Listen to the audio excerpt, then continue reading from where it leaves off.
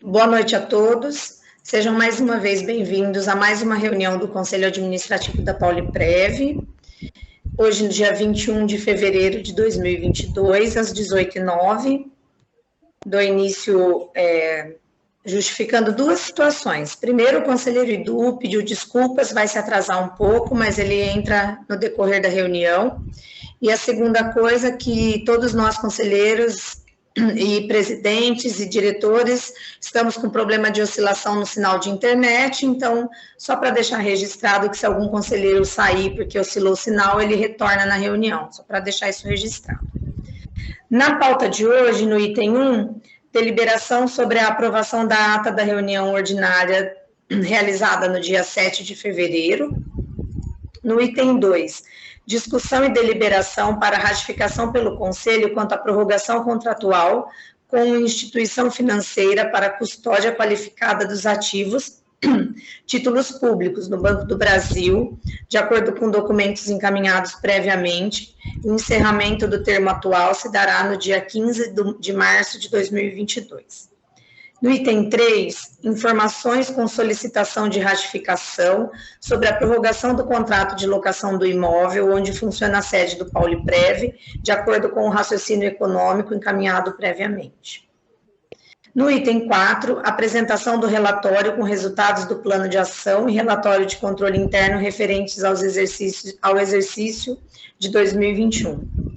No item 5, informações sobre a posição atual de títulos públicos com sugestão de análise para deliberação e aprovação futura para novas aquisições a partir de condições mínimas de rentabilidade, com linha de corte lastreada na meta atuarial e com valor máximo pré-estabelecido. E no item 6, caso haja tempo hábil, teremos os assuntos diversos. Um deles eu já solicitei ao André essa semana, que é sobre as eleições que estão aí próximas, as eleições para o Conselho e presidência, diretoria, presidência do Instituto, tá bom?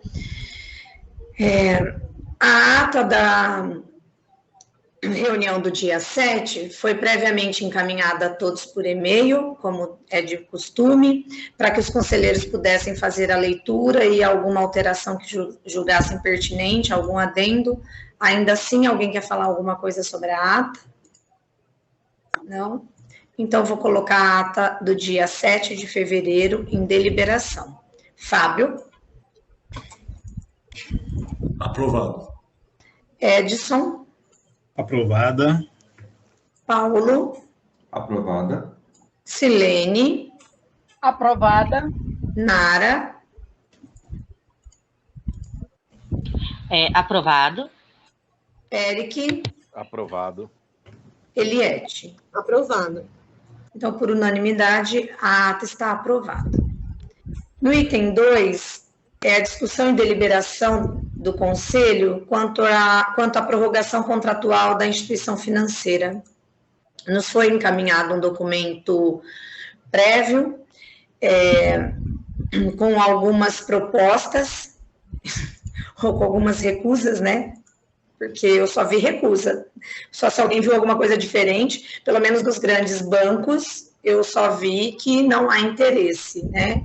O único que fez uma proposta razoável foi o Banco do Brasil, que já é, né, o custodiante, mas os outros declinaram, e só um outro nome que eu desconheço, que se propôs. Quer falar você, André, sobre isso? Quer que eu passe para o Douglas? Primeiro, também me desculpa, boa noite a Delson, boa noite ao Douglas, boa noite ao Ronaldinho, os nossos meninos do Comitê de Investimentos, sejam mais uma vez bem-vindos e obrigada pela participação na nossa reunião, vocês são sempre muito bem-vindos. André, boa noite. Boa noite a todos. Essa situação da custódia dos títulos públicos é algo que, inclusive, a gente vem discutindo nas últimas reuniões por conta do custodiante, já que nós estamos tratando de aquisições de títulos públicos recentemente. É, inclusive, pauta da nossa reunião hoje no item 4. Desculpa, 5. Resumindo, todo ano nós precisamos renovar ou contratar um custodiante para os nossos títulos públicos. São aquelas instituições financeiras que administram, que guardam eles na carteira, né, na nossa carteira, e cobram uma taxa de administração por conta disso. Em síntese, todo ano nós passamos pelo mesmo trabalho. Nós contamos com os 5 grandes bancos, né, que é como a Sandra mencionou. Normalmente ninguém tem interesse, lembrando que na última contratação, inclusive, que foi a primeira contratação com o Banco do Brasil, ela já vinha custodiando nossos títulos, nós tivemos trabalho com ela, inclusive, que ela mesma não estava muito satisfeita em custodiar esses títulos. Em resumo, nós cotamos novamente com os cinco grandes bancos, só o Banco do Brasil, até porque ele já detém a nossa custódia da carteira, que se manifestou favorável em permanecer com a custódia por mais 12 meses, na forma da prorrogação contratual. Eu mandei o termo de referência para vocês. E os outros 2 que a Sandra mencionou, é que como nós não tivemos parâmetro de cotação de preços, nós buscamos outros institutos de previdência que precisam também contratar custodiantes para os seus títulos públicos. Então, nós mandamos como referência, naquela média de preços encaminhados, as contratações realizadas pelo Instituto de Hortolândia, o Hortoprev, e o IPREJUM, que é o Instituto de Jundiaí, que também tem títulos públicos em quantidade nas suas carteiras.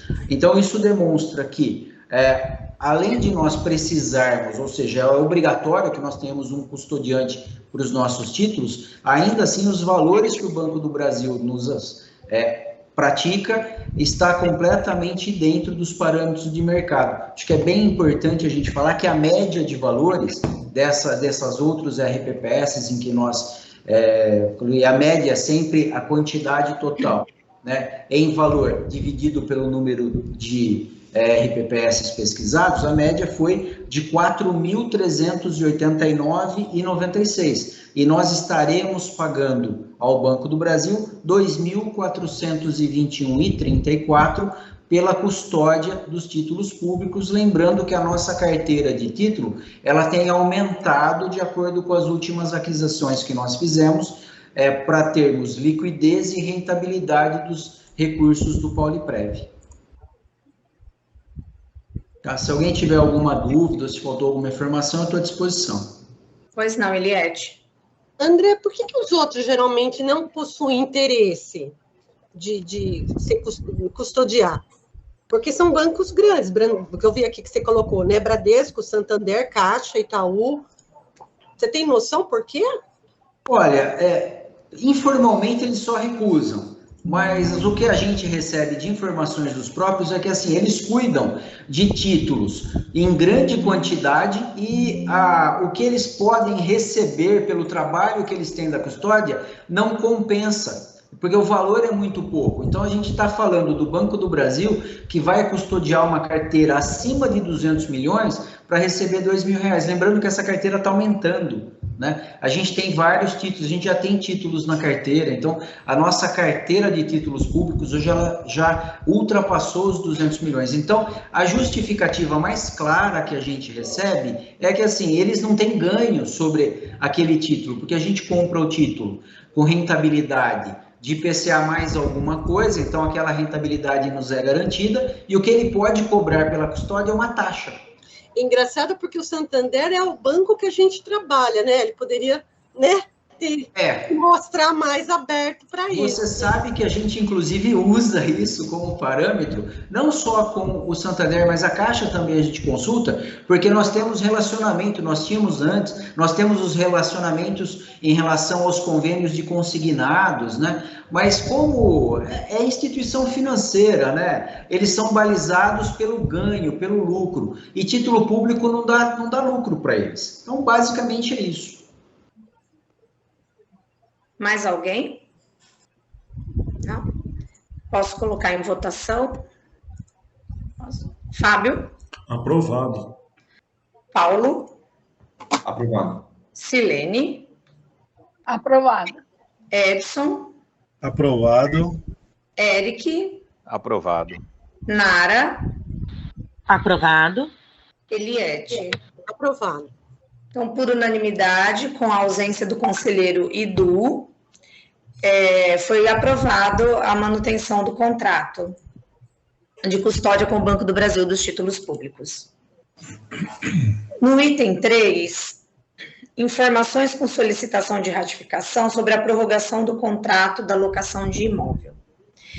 Esse assunto da locação do imóvel onde fica a sede do Instituto, do Pauliprev, foi tema de discussão, de debate na reunião anterior, porque tínhamos a proposta, né, do proprietário para compra, né, ofertou para saber se o Instituto tinha o desejo de adquirir o imóvel, e esse conselho deliberou que não aceitava, por várias razões. Quem acompanhou as reuniões, quem quiser saber mais detalhes, está na ata.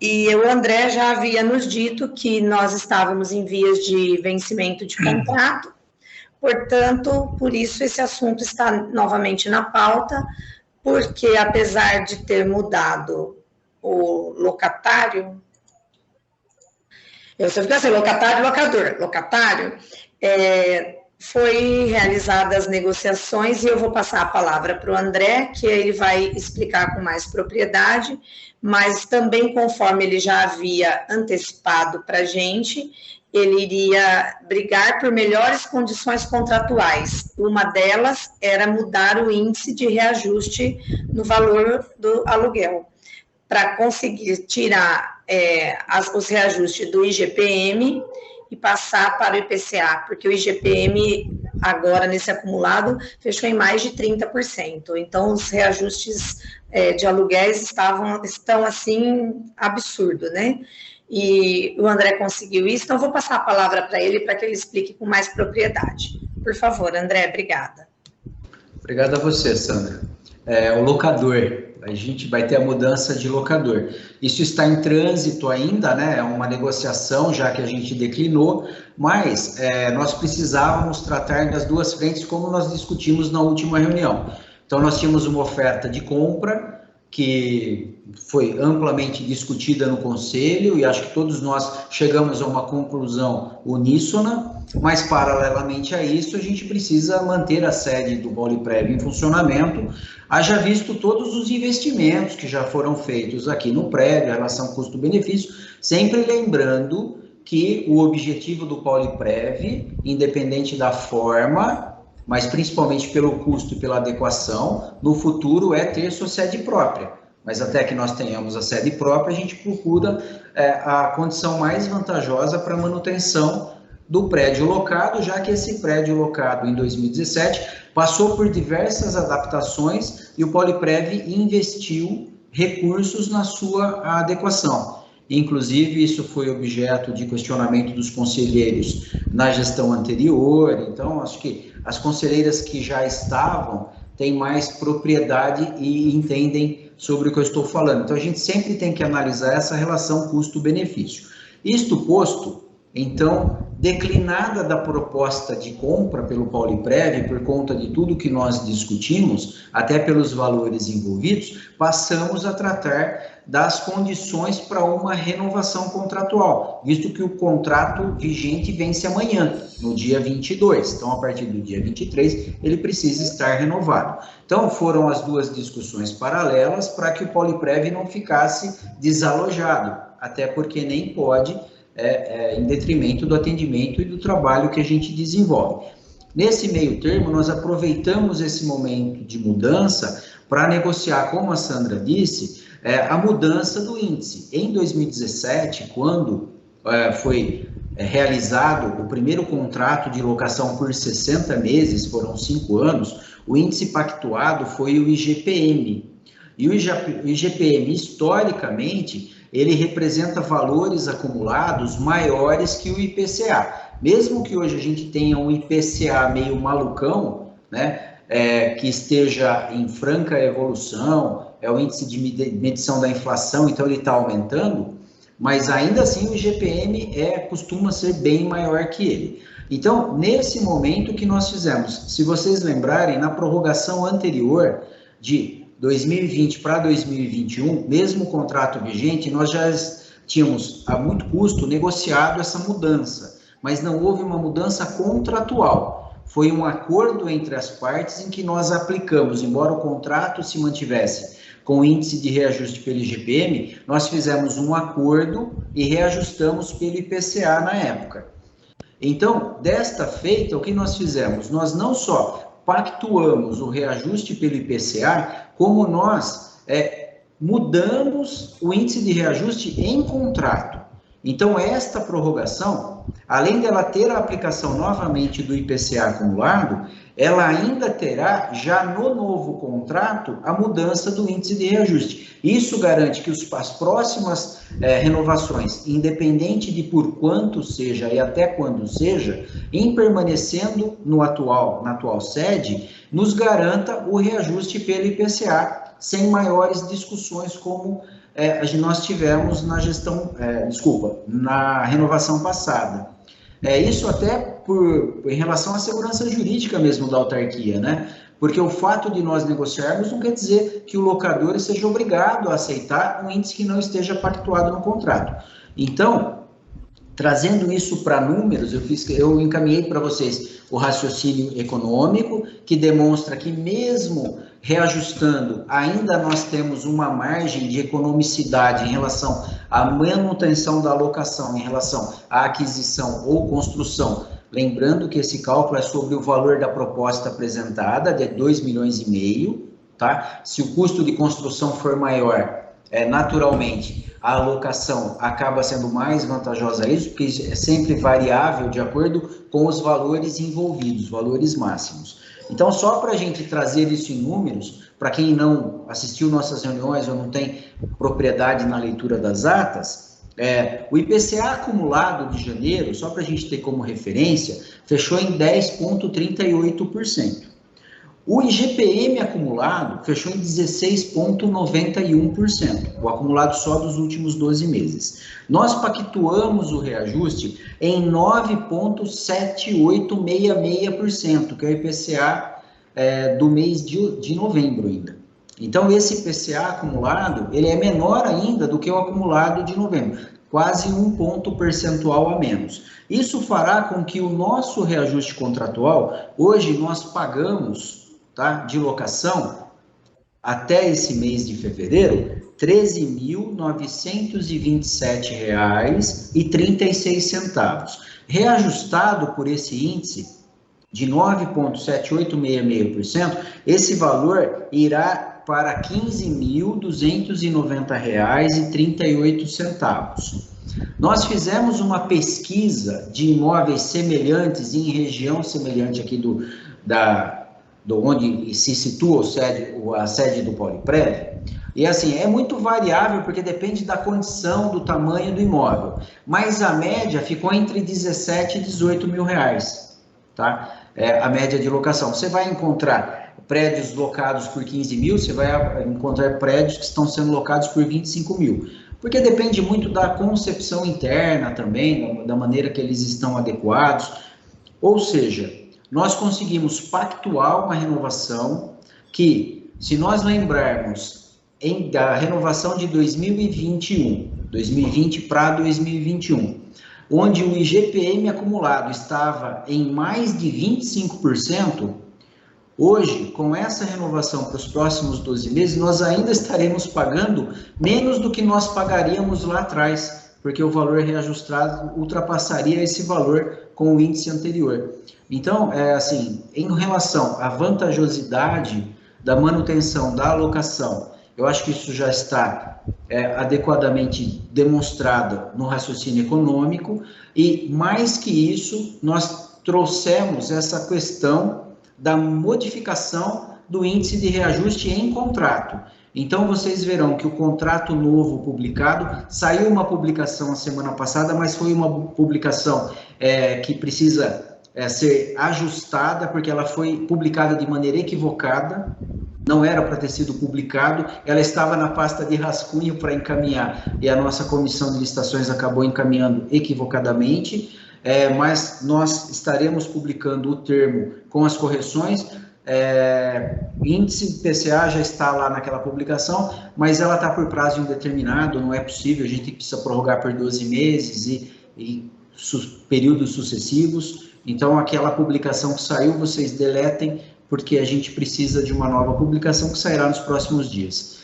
Fico à disposição, caso tenha alguma dúvida, procurei esclarecer os pontos principais. E uma outra informação que é sempre relevante a gente deixar claro. Quando a gente fala do valor total da locação, a gente está falando do valor bruto. Então, os 15 mil reais aproximados que eu citei são um valor bruto. A gente tem que lembrar que desse valor, nós temos o desconto do imposto de renda. Esse imposto de renda retido na fonte, ele verte esses recursos para o próprio município. Então, esse dinheiro fica aqui. Então, líquido, o que nós estaremos pagando para os locadores, independente de ser o anterior e ser os novos locadores, fica em torno de R$ 12.800. Então, embora a locação envolva R$ 15 mil, a gente tem um valor de 12.800 que efetivamente vão para os locadores. A diferença desse valor é vertida para o próprio município. Então, de qualquer maneira, o município ganha com a locação do prédio nesse período em que nós mantenhamos as locações como necessidade de manutenção da sede do Poliprev.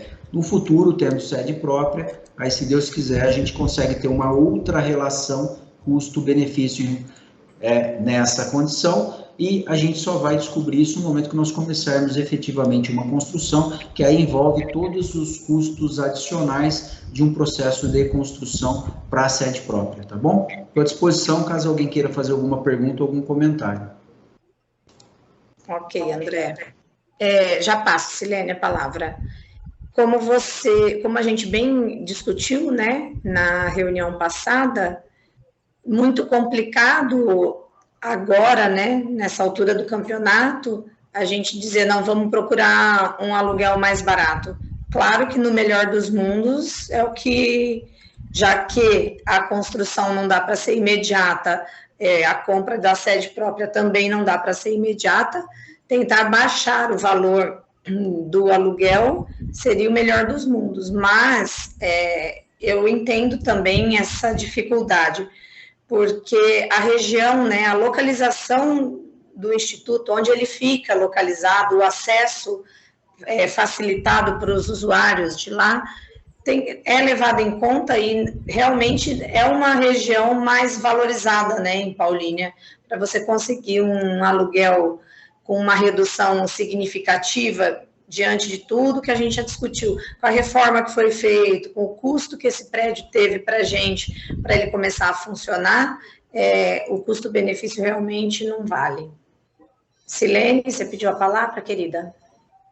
O meu é só uma dúvida, André, com relação ao último fato que você disse sobre a diferença fica para o município. Eu não entendi essa parte.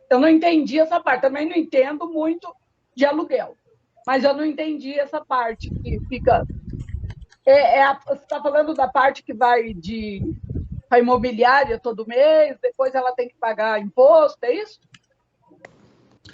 Não, Silene. Os contratos de locação, eles têm, como nós somos uma empresa, né? Nós somos uma entidade, nós somos uma empresa, somos uma autarquia previdenciária que tem CNPJ. Quando nós fazemos um pagamento que envolve locação e prestação de serviço, nós retemos imposto de renda.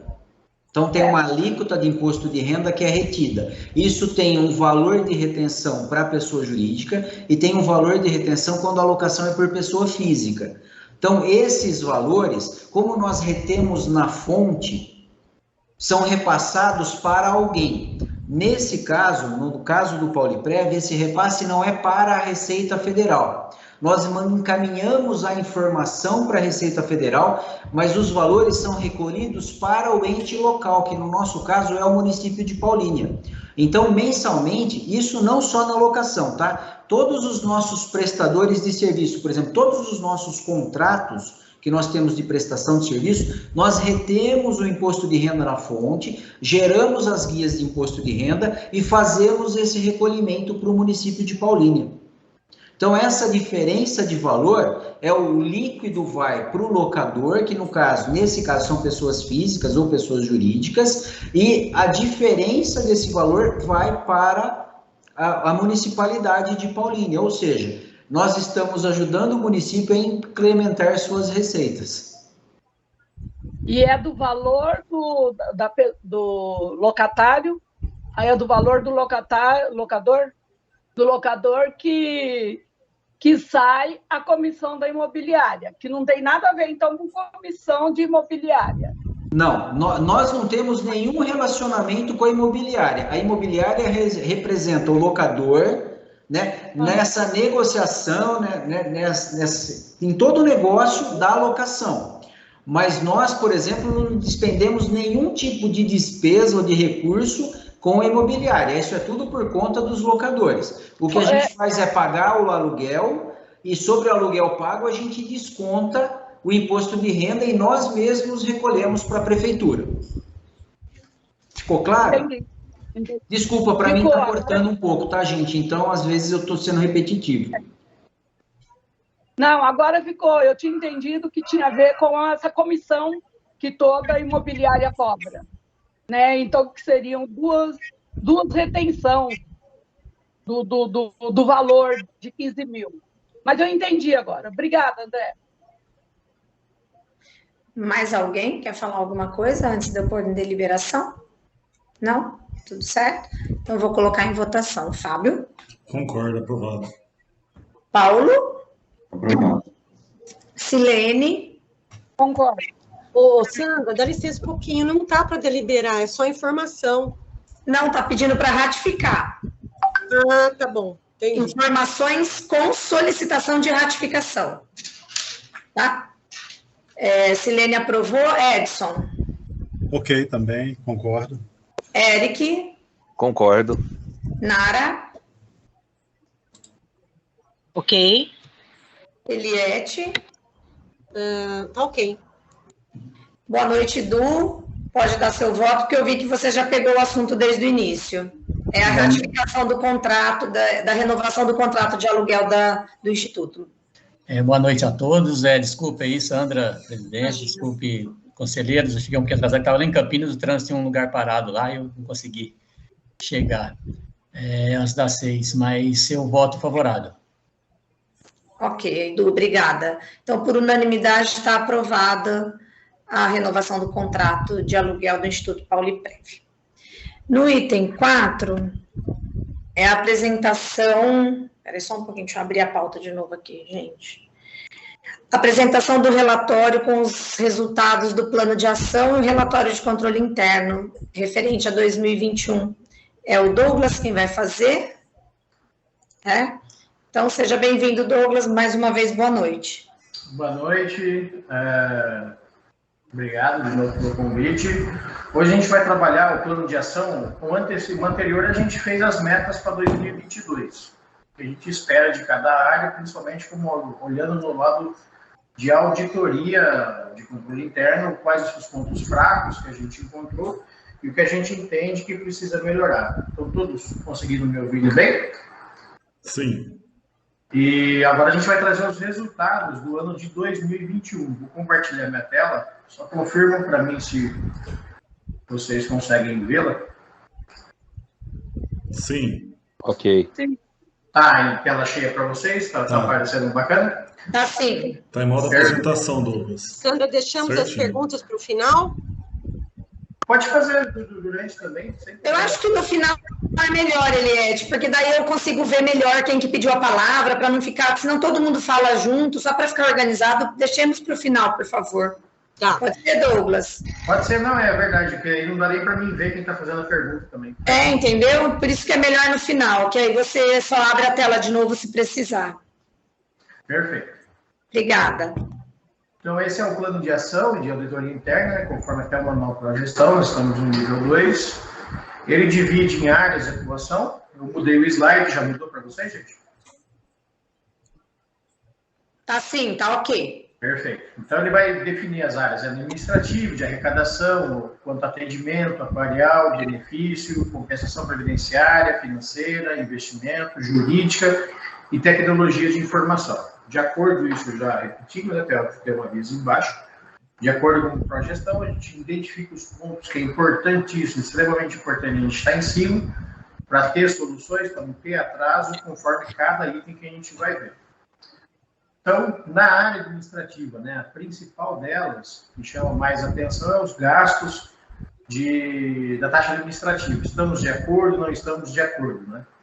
Então, o nosso limite de 2%, e ainda em 2021 era com relação a 2020, englobava toda a folha, ativos e inativos, aposentados, pensionistas, a gente poderia ter gastos, não poderia ultrapassar 13,7, vou arredondar um pouquinho para cima, 13,7 milhões, tá? Esse seria o limite de 2%. O nosso realizado, que é o verdinho acumulado no ano todo, tá? A gente realizou quase um terço disso, 4,92 milhões, tá? Pagamento da folha dos ativos, dos prestadores de serviço, dos softwares, de energia, água, tudo. Todo o gasto do Instituto para ele funcionar, com exceto de benefícios, claro, né? Não entram os benefícios aposentados e pensionistas, somente os ativos, software, máquinas, equipamentos, aluguel de prédio. Então, primeira meta aí que a gente tem para a área administrativa, a gente cumprimos e cumprimos com folga ainda. Aqui, além da área administrativa, né, verificar se o ateste do serviço, ou seja, todo o fornecedor que entregou está de acordo, está com os documentos corretos, está tendo o ateste, ou seja, estou pagando o fornecedor sem alguém estar confirmando se o serviço está correto. Mais uma meta cumprida, todos os contratos estão sendo com um ateste de algum gestor do contrato, colocando que está de acordo, aquele serviço foi fornecido de acordo com o contratado. Teve também os processos de dispensa e licitação verificados, se está de acordo ou não está. Até um pouco a parte, né, o Bruno, que colocou uma ou outra situação, ele acabou que faltou ou uma documentação, uma CND, alguma coisa do tipo, foi corrigida, que é justamente esse trabalho do controlador interno, ver se está tudo conforme os conformes, ele tem que colocar, né, tive situação pontual, mas foram corrigidas, de maneira que a gente, mais um indicador, né, da área administrativa, ou seja, a gente começa a ver se todos os nossos gastos administrativos são corretos, se a forma deles foram corretas, ou seja, os contratos de prestação de serviços foram fiscalizados, teve entrega do serviço, teve ok do gestor do contrato para poder efetuar o pagamento. Agora, mudando um pouco para a área de atendimento, as metas estabelecidas aqui é principalmente, né, aqueles 90 dias que a gente tem para os processos. Meta estabelecida, com exceção, foi considerada estabelecida pelo controlador, com exceção de uma, que é um dos processos TCE, até ressalva o seguinte: não se conseguiu atender dentro do prazo de 90 dias, porque tem respostas, às vezes, o próprio Tribunal de Contas que ultrapassou. Então, você tem 30 dias, perdão, você tem uma resposta do próprio com o órgão controlador que ele não conseguiu cumprir esse prazo, ou seja, não dependeu do Instituto. Então, assim, em termos de aposentadorias até 90 dias, tempo médio de 75, 55 protocolos finalizados. Desarquivamento de aposentadoria, foram 43 protocolos finalizados, tempo médio de 63 dies. Processos TCE, esse que é um prazo de 30 dias, que não foi cumprido, mas pelo que o Bruno verificou, não por motivos do Pauliprev, tá? E sim do próprio órgão. Pensão, mesma coisa, tempo médio de 38 dias, abono de permanência 35 dias, isenção de IR 25 dias, juntada de documento 24 dias, certidões 19, cópia de processos 18, simulação em torno de 17 dias, praticamente 2 semanas, e os demais atendimentos que não se enquadram nessas categorias, em média está tempo médio, né, marcado 12 dias. Mas, assim, de importante que não estouramos o prazo único, com exceção de um item que não dependeu do Pauliprev. Então, o controlador interno entendeu como meta cumprida. Isso da área de atendimento. Na área da arrecadação, ver se teve divergência, não teve divergência do valor previsto esperado, se todos os pagamentos ocorreram até o 5º dia útil, tá? Subsequente, isso é o que está na nossa lei. Então, passou o mês de janeiro, até o 5º dia útil, não é dia 5, tá? É 5º dia útil de fevereiro, tem que estar as contribuições tanto do Poliprev, Prefeitura e Câmara. Se não tiver, já começa a correr juros e multa conforme está na lei. O Bruno, tudo que ele fez a verificação, todos corretos, essa até é uma verificação até que eu participo bastante, que a gente faz a conferência para depois fazer a aplicação, para não deixar dinheiro em conta. Recebemos durante o ano tanto Prefeitura como Câmara dentro do prazo, e às vezes até antecipado, quarto, que no máximo, quando tinha um feriado ou outro acabando no 5º dia útil, mas geralmente dentro do prazo legal. E as guias, né? Eles mandam a guia, o valor que eles recolheram, e tem que mandar a planilha para a gente conferir, né? De todos os servidores, base de cálculo, qual o total da guia e ver se esse valor está correto. Então, o Bruno verificou durante o ano de 2021, não encontrou nenhum problema com relação à arrecadação. Da parte atuarial, são dois, né? O envio da documentação solicitada pela Secretaria de Previdência está de acordo, e se o Poliprev tomou atitude em relação ao resultado atuarial. O envio do RA foi feito, consequentemente teve correção dentro do prazo, mas de forma correta. E com a avaliação atuarial, a gente já enviou, o André principalmente já encaminhou para a Prefeitura, um ajuste que vai ter na alíquota do ente, não dos servidores, mas do ente. Então, da parte do Poliprev, o Bruno considerou que está ok, o que tinha que se fazer, a única coisa que o atuarial estava indicando no relatório, o Poliprev fez. Está de acordo também com o que se esperava que a gente fizesse. A área de benefícios, esse aqui vou até ler um pouquinho mais, a gente pede aqui a revisão de pelo menos 50% dos processos de aposentadoria e pensões concedidos em 2021, além das próprias revisões internas que já tem, tá?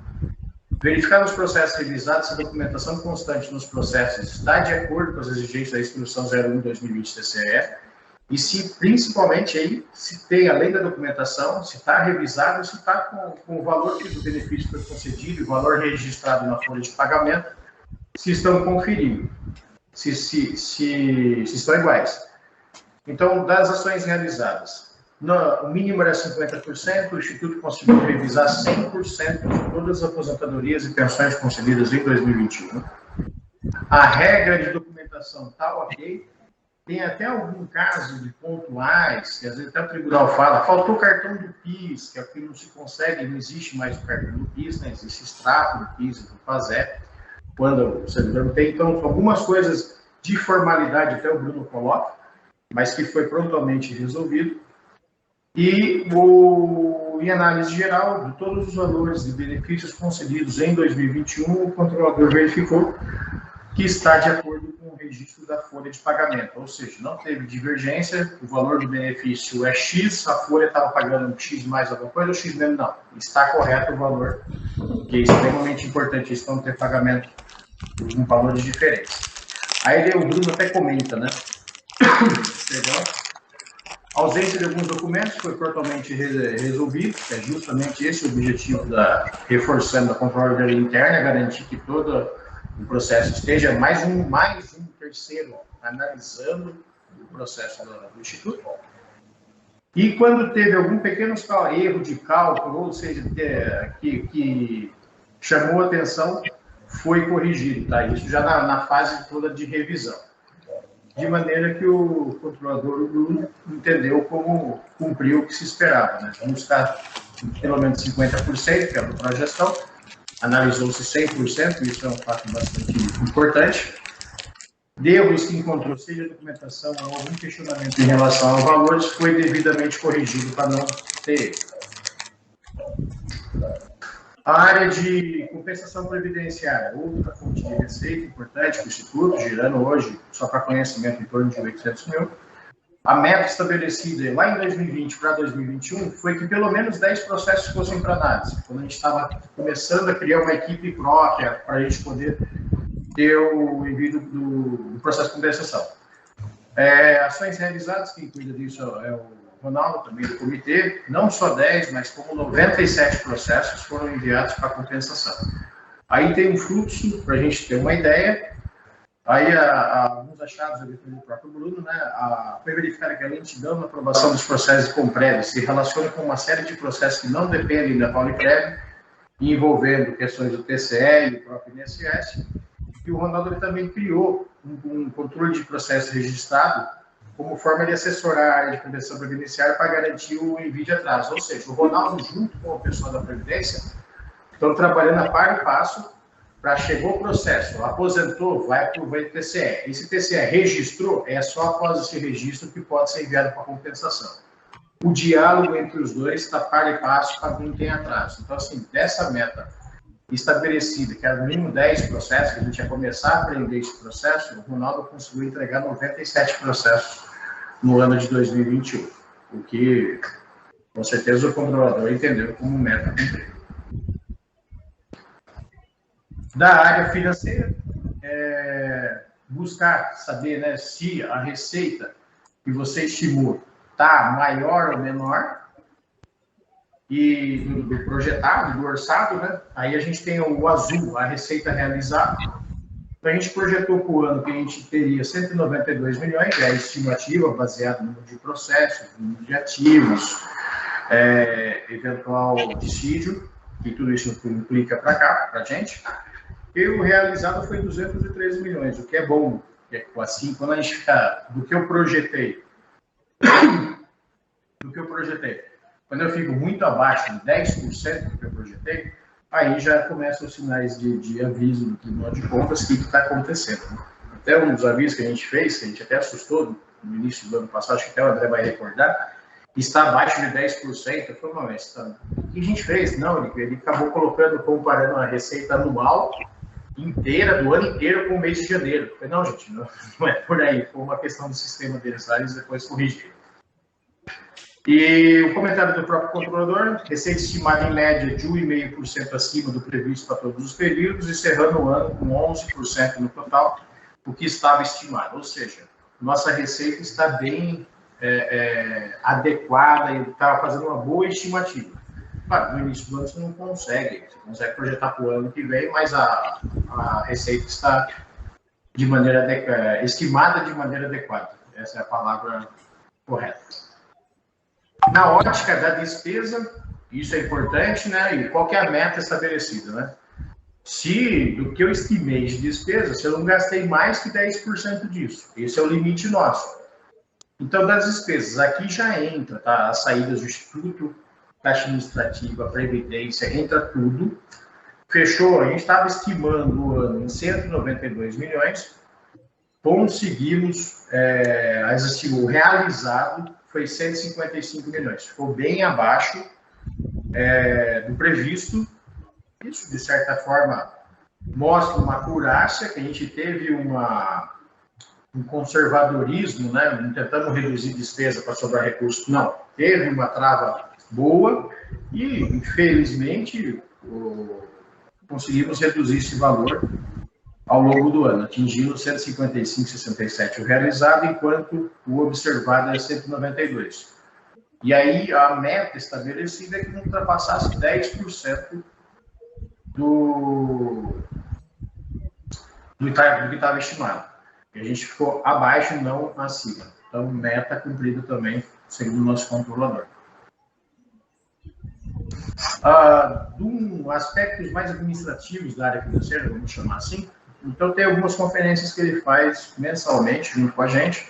Se as APRs estão com pelo menos dois representantes distintos, devidamente habilitados, CPA10, CPA20, ou seja, um faz análise, o outro autoriza, são pessoas, quem liquida e quem autoriza são pessoas diferentes, para não ficar aquela pessoa, eu decido, eu paguei, eu enviei. Não, isso não tem como ter checagem, né? Então, estamos de acordo. Os documentos da SPPREV, do TCE atendidos, todos durante o ano, todos os envios da IRD, PR, os informes contábeis também, e os seus regimes de despesa de adiantamento, se está de acordo, né? Esse regime de adiantamento é o dinheiro de caixinha que a gente tem no uso mensal para ver se está tendo muita compra recorrente, seria melhor fazer pregão, seria...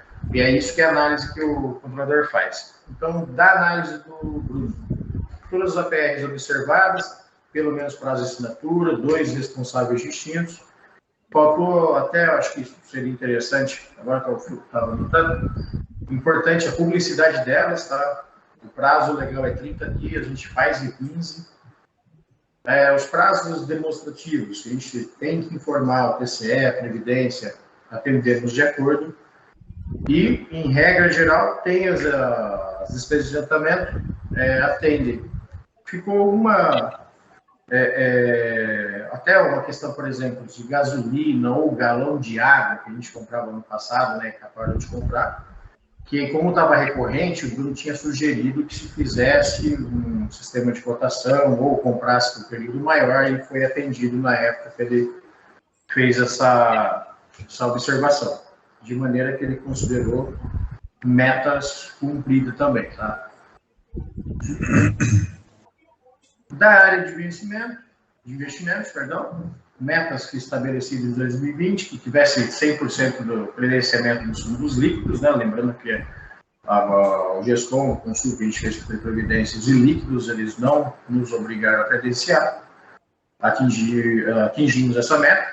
Segunda meta, se as decisões de investimentos respeitarem a tramitação necessária, bem como a deliberação superior, ou seja, teve um estudo pelo comitê, passa pela diretoria, vai ao conselho, foi aprovado, do jeito que foi aprovado, está de acordo, teve conhecimento da operação, que aquelas 19 pessoas, né?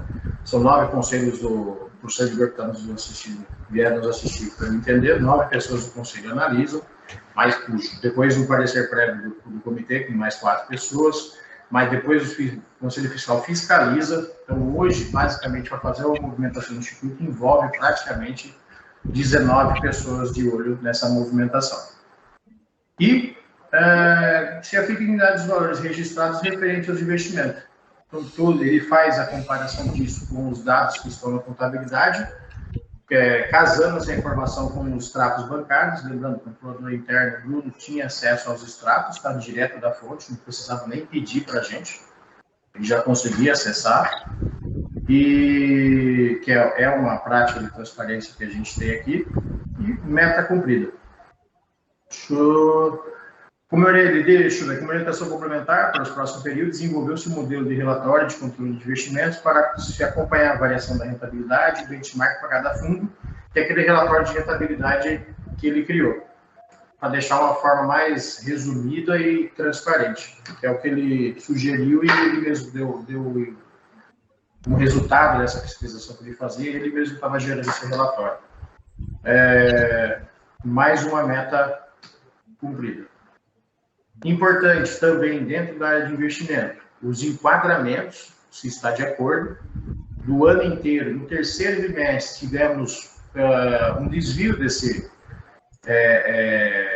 dessa meta dos 25%, lembrando, né, que a gente tem os 5% a mais por causa do pró-gestão, mas esse desvio até o próprio Bruno deixou colocado como é passivo, ou seja, foi de variação de investimento. Então, esse não atendimento à meta dentro do prazo de 180 dias, é isso que as normativas do Bacen colocam.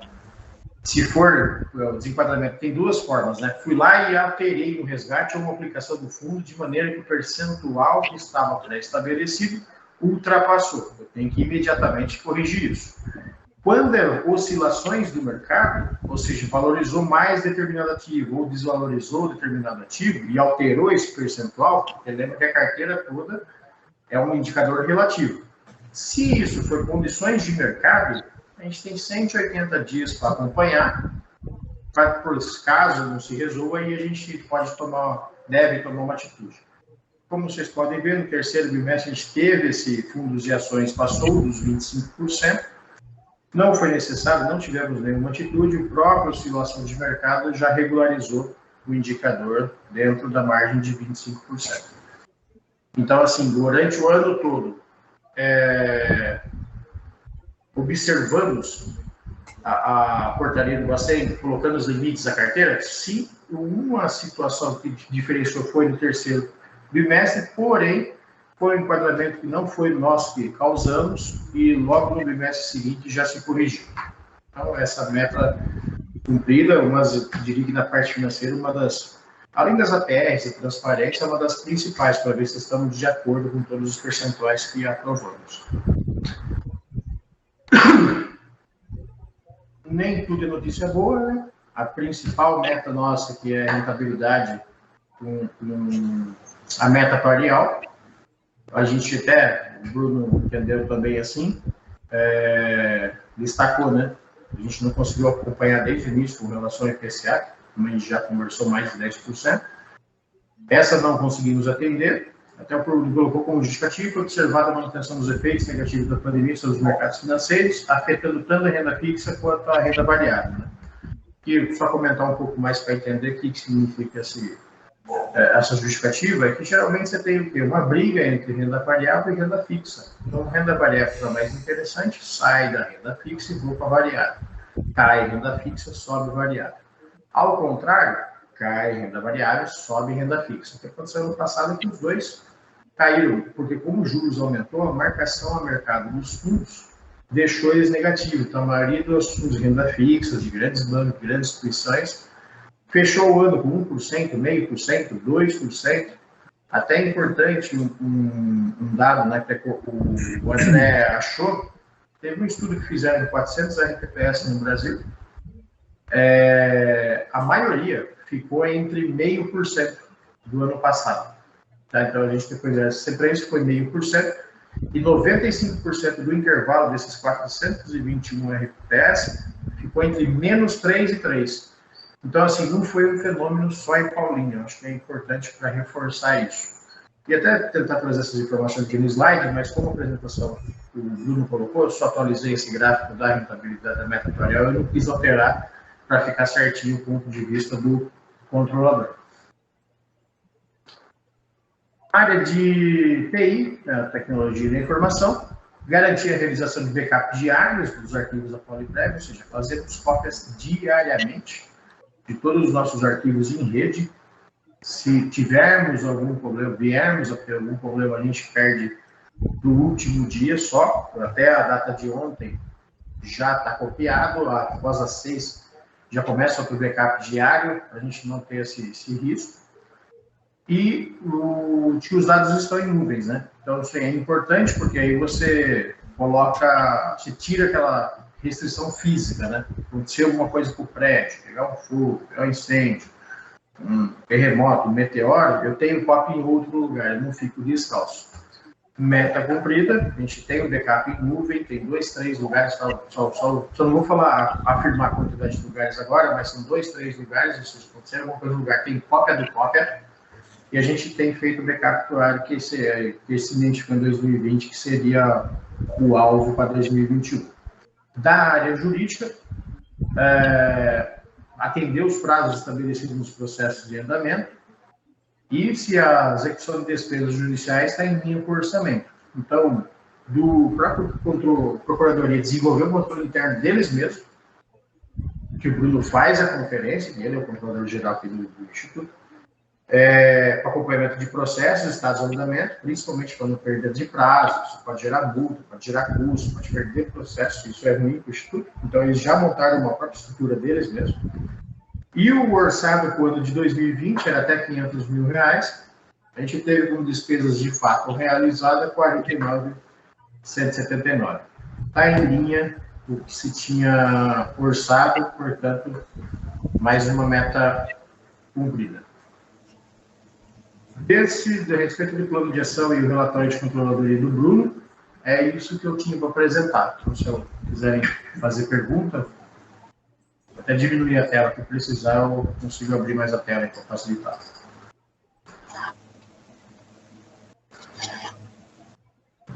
O Douglas, eu vou esperar você fechar a tela para eu ver quem está pedindo a palavra, tá bom? Perfeito.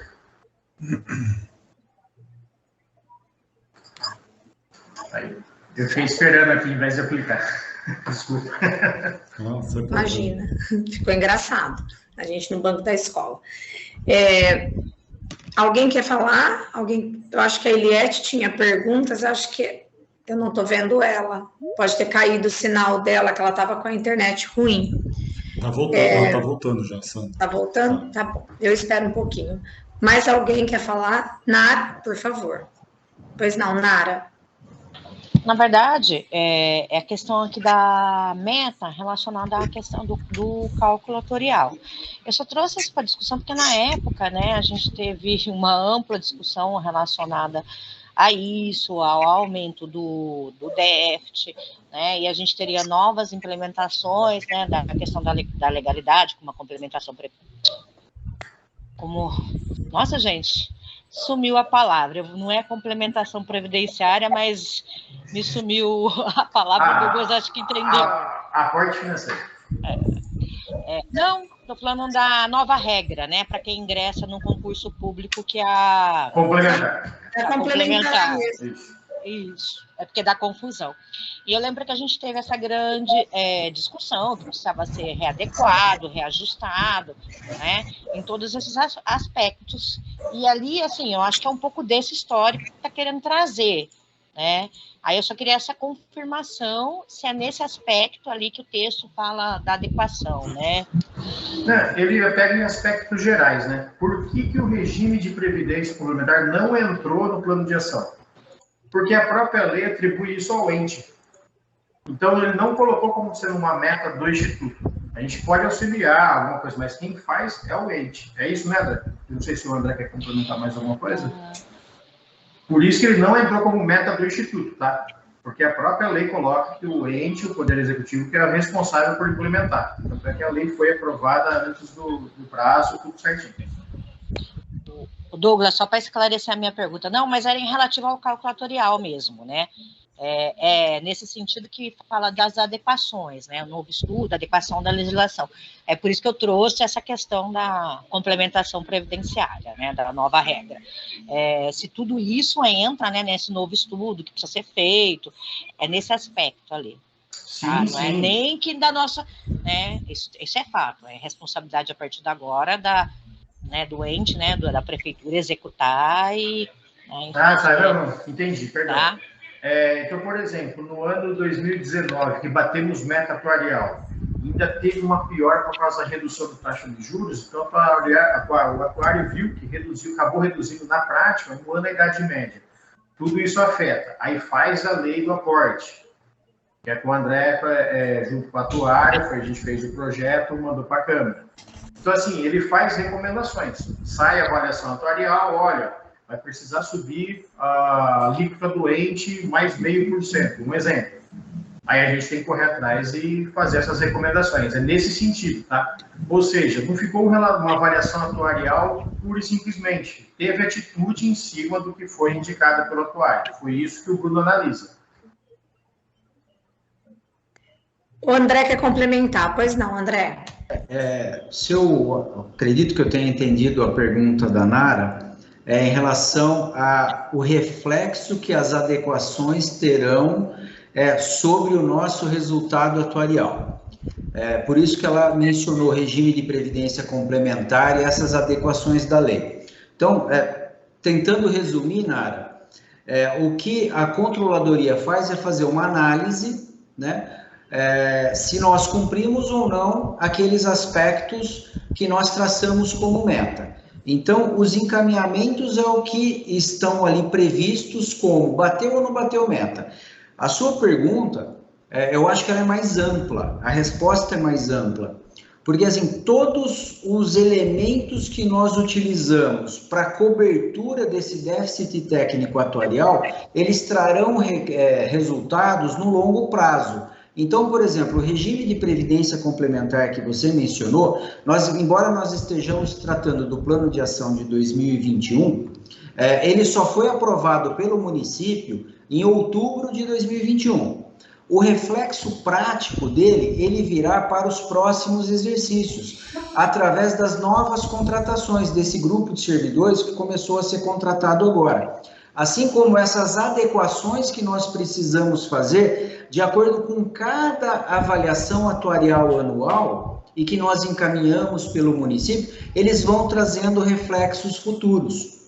Então, nós tratamos em duas situações. Primeiro, esse plano de metas e de controle interno para saber se a autarquia, dentro daquela questão de progestão e regularidade previdenciária, cumpriu com as suas demandas daquele período, aquele planejamento proposto.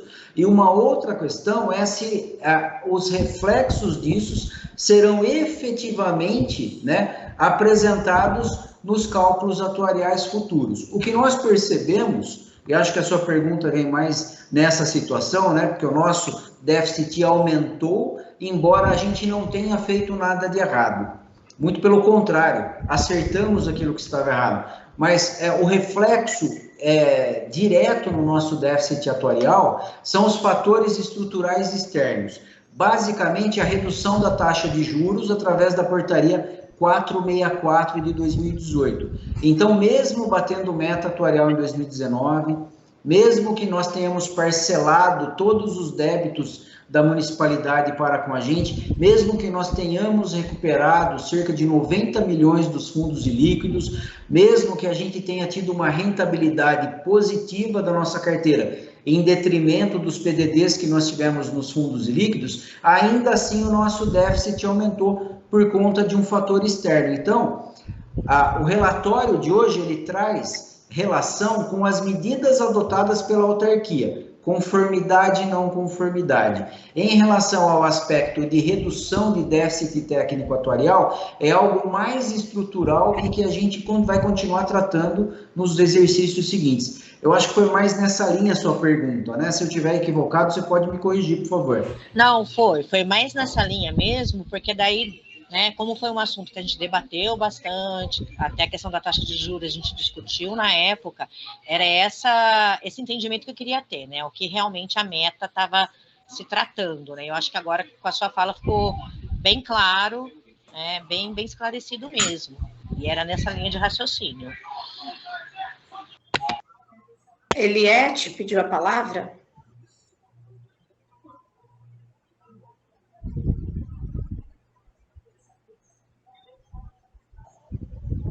Fábio, Eliette voltou? Eu não estou vendo ela. Voltou, tá sem a imagem, mas ela pediu a palavra, tá com o microfone fechado ainda. Eliette? Estamos parecendo sessão espírita, né? Eliette, você está aí?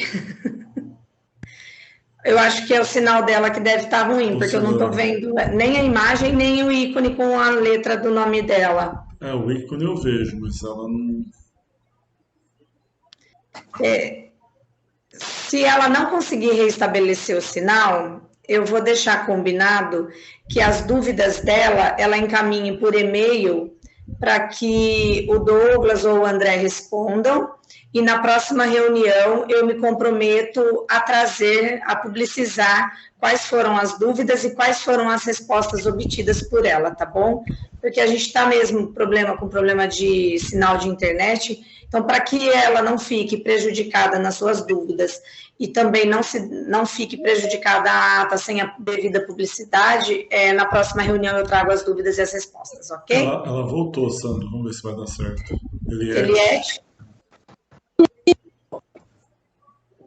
Eliette, não, tá? Eu não estou ouvindo. Tá cortando. Agora, estão me ouvindo? Agora tá. Gente, eu não estou enxergando vocês, está muito confuso aqui. Na verdade, é só uma sugestão que eu acho que poderia fazer. Quando apareceu a área de investimentos e foi colocada essa tabela da manutenção do quadro de fundos, eu peguei e dei uma olhada na nossa política de investimentos. Porque como aparece mês a mês, dá para verificar se aquilo que a gente propôs, para cada um, a gente atingiu.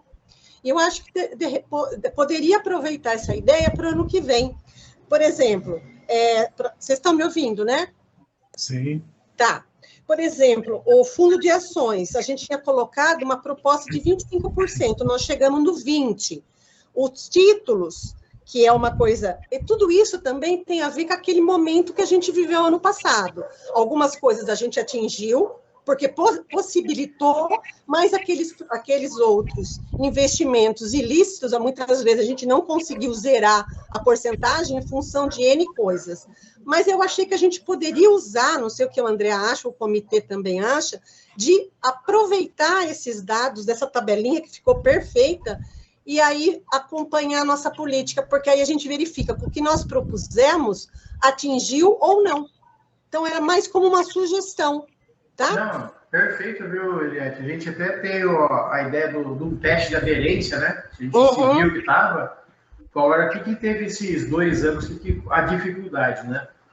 Como alterou muito o mercado, a gente teria que correr quase todo mês, fazer uma política de investimento, para a gente poder fazer certinho. A gente falou, meu, aí capaz eles falarem, não, mas vocês tentaram nos confundir, então a gente achou melhor. Deixa, está dentro dos máximos, está razoavelmente.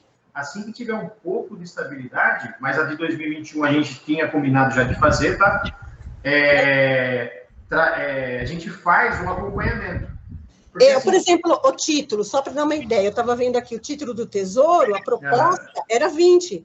E em função do que a gente discutiu, do que a gente aprovou, chegou em 22, porque em função desse mercado, dessa pandemia, a gente avaliou a adequação de investir mais em títulos. Então, teve modificações em função do panorama, desse cenário que a gente vivenciou, né? Então, assim, outro que achei interessante, os fundos referenciados de título público, a proposta era 30, nós chegamos no 24.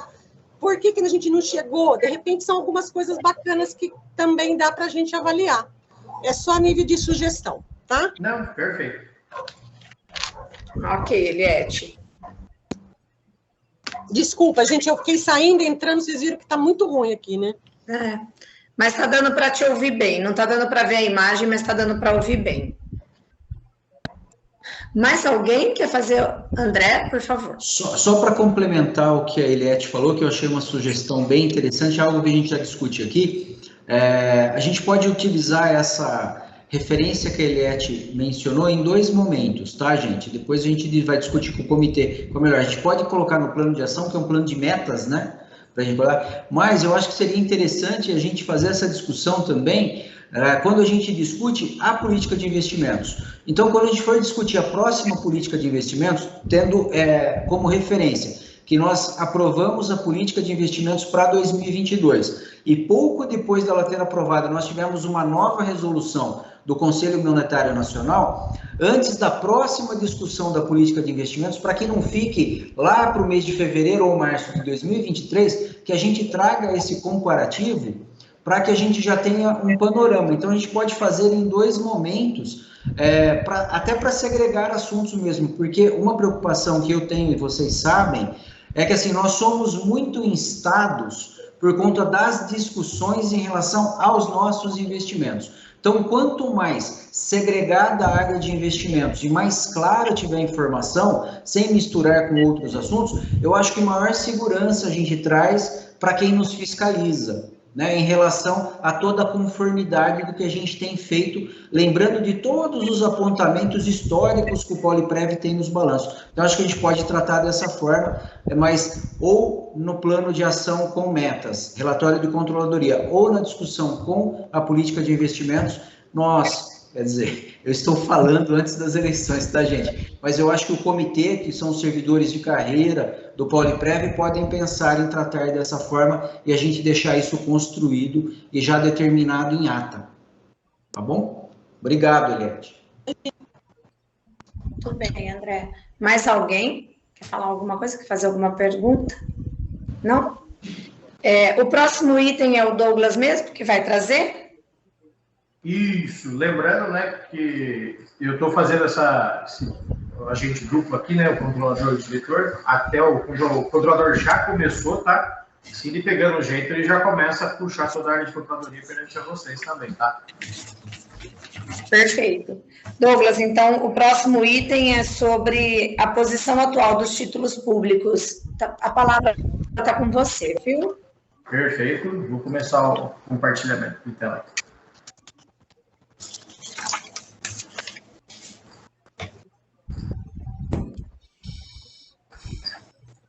Aparecendo em tela cheia para todos? Sim. Perfeito. Para um bate-papo, vou tentar ser bastante objetivo, por causa do horário. O risco fiscal continua, né, sendo a briga, estão estimando mais ou menos o déficit para esse ano autorizado de 230 bi. É uma briga a questão de reajuste de salário. O pessoal também da enfermagem está campando uma busca por um salário mais justo também. Isso foi recente, hoje que eu estava lendo isso daí.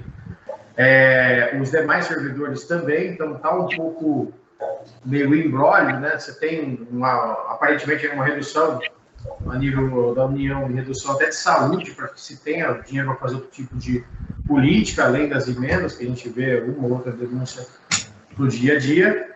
Então, assim, de melhoras, a gente acho que não pode citar nada, né? Além do próprio aumento dos juros da dívida, que já aumenta o gasto com juros dos títulos em si. O aumento dos juros americanos, alguns já estão falando em 5, 6 aumentos de 0,25. Isso pega bastante para a gente, por causa daquele rally, daquela corrida dos juros, né? Quem paga mais juros acaba tendo dinheiro do investidor internacional. A gente vai ver até as últimas 2, 3 semanas, a gente teve um ingresso aí de recursos estrangeiros. Estranhamente, né? Nesse início de ano, a gente tem uma saída de pessoa física da Bolsa, tem uma saída de investidor institucional da Bolsa, e uma entrada totalmente forte do exterior, né? Que aí começa a fazer sentido, porque o mercado doméstico vai preferir o renda fixa, só que em dólar a bolsa ainda continua barata para o investidor estrangeiro. É nisso que afeta esse rally de juros, tá? Aí a discussão que eles têm é quando começa, se ele vai começar diminuindo a recompra de títulos, né? Que estava em 100 bi mais ou menos por mês, ou se ele já vai começar com juros, tem essa incerteza no ar, mas é uma coisa que deve impactar a gente aqui dentro, sim. Com relação ao petróleo e gás, a gente estava fazendo reunião na marca de 85, 86, já estava atingindo próximo a 100. Tá? A gente está falando do grande produtor, que é a Rússia, tanto de gás como de petróleo. Como é que fica essa dinâmica? Você tem alguns países, o Irã, por exemplo, estocando navios próximo à China para manter, caso tenha essa briga, esse rally já tem um estoque no próprio mar, já está estocando, tá, para entrega, não sabe como é que vai ser isso daí, a Rússia é o grande fornecedor de gás da China, isso afeta totalmente a gente, afeta a cadeia mundial. Agora que a gente começa a ter um alívio do câmbio, né, estamos a 5,10, 5,12, tá, a gente começou 2 reuniões atrás a 5,70, já estamos a 5,10, ou seja, vai ter um alívio, pelo menos, de inflação. Não porque os custos lá fora também aumentaram. Então, o que era $10 passou a 15. Um frete de um container, que é em torno de $700, passou para $4.000. São exemplos, números que eu acabo buscando para a gente ter um pouquinho desse impacto, né?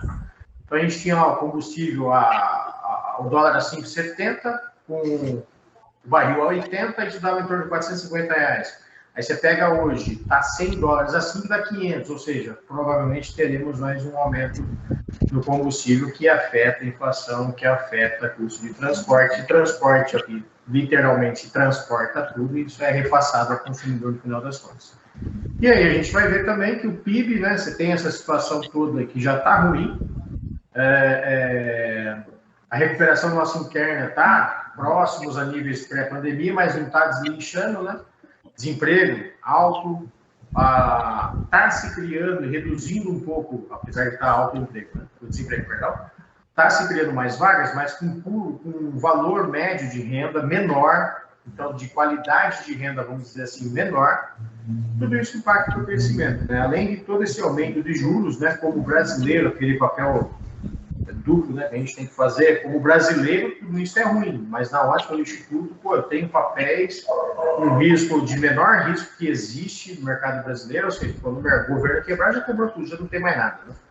E pagando juros acima da meta atuarial. Então, aqui, aqueles dois olhares que a gente tem que ter em mente.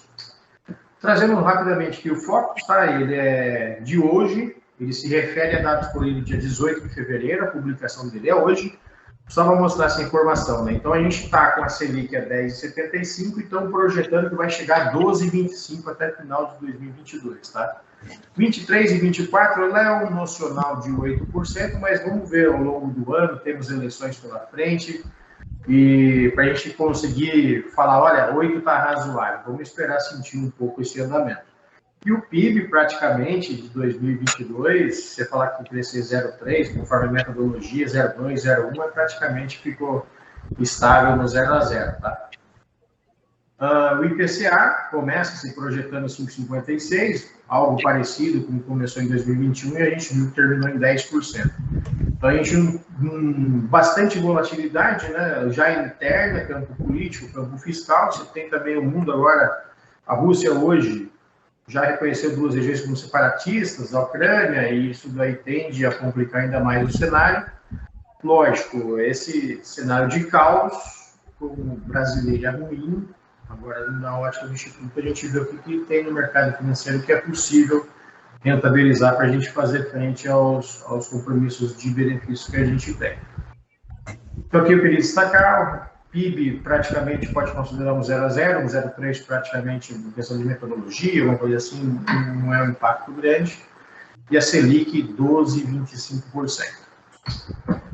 Pronto, o IPCA, eu só atualizei o gráfico, a gente encerra 2021 com 10,06, só que a gente teve aí o mês de janeiro de 2022 superior, né, até de vários anos atrás aí, superior pelo menos a de 2021, que faz que a taxa de 12 meses volte a subir. Então, hoje, a inflação acumulada 12 meses, isso só no IPCA, a gente está com 10,38, tá? Já tinha situação ruim de 2021, 10,06, agora a gente piorou um pouquinho mais, pelo menos já nesse início, nessa largada de 2022. O Ibovespa, vou mostrar para vocês, continua entre 112 e 115, tá? Ele deu aquela recuperada, então a gente pegar aqui até o horário às 11 da manhã, que foi que eu tirei essa tela, estava dando quase 9% de ganho no ano, desde o primeiro dia de janeiro, primeiro dia 8 de janeiro, que a Bolsa operou até hoje, tá? O Ibov estava quase 9% na renda variável, reflexo que a gente vai ver do pessoal do exterior, que a gente já vou mostrar também o efeito do dólar. Isso para a gente é bom, 25% da nossa carteira, 20% a 25%, né, que oscila, porque cada mês o fechamento de que tem as oscilações acaba tendo uma alteração. Mas a gente está, estratégia, né, manter 70% renda fixa e 30% em renda variável, considera estudos e líquidos, sobra de 20% a 25% aí para o mercado de ações. A gente tem um posicionamento para tentar tirar ganho de quando tem esses solavancos, né? O variável ele dá solavanco para baixo, mas também dá solavanco para cima. Então, por enquanto, o Ibovespa, que é a média, vamos dizer assim, da Bovespa, as 100 maiores ações negociadas em bolsa, do início do ano até hoje, está entregando mais ou menos quase 9% arredondando. Dólar, que a gente fez reuniões dia 24, mais ou menos 25, do início, 10 de janeiro ali, não a reunião, perdão, 10 de janeiro estava 5,70, chegou a atingir 5,09 hoje, demonstrando totalmente essa entrada, tá? Então foi 60% aí, vamos dizer assim, de entrada de dólar no ano, caiu mais 10% no ano.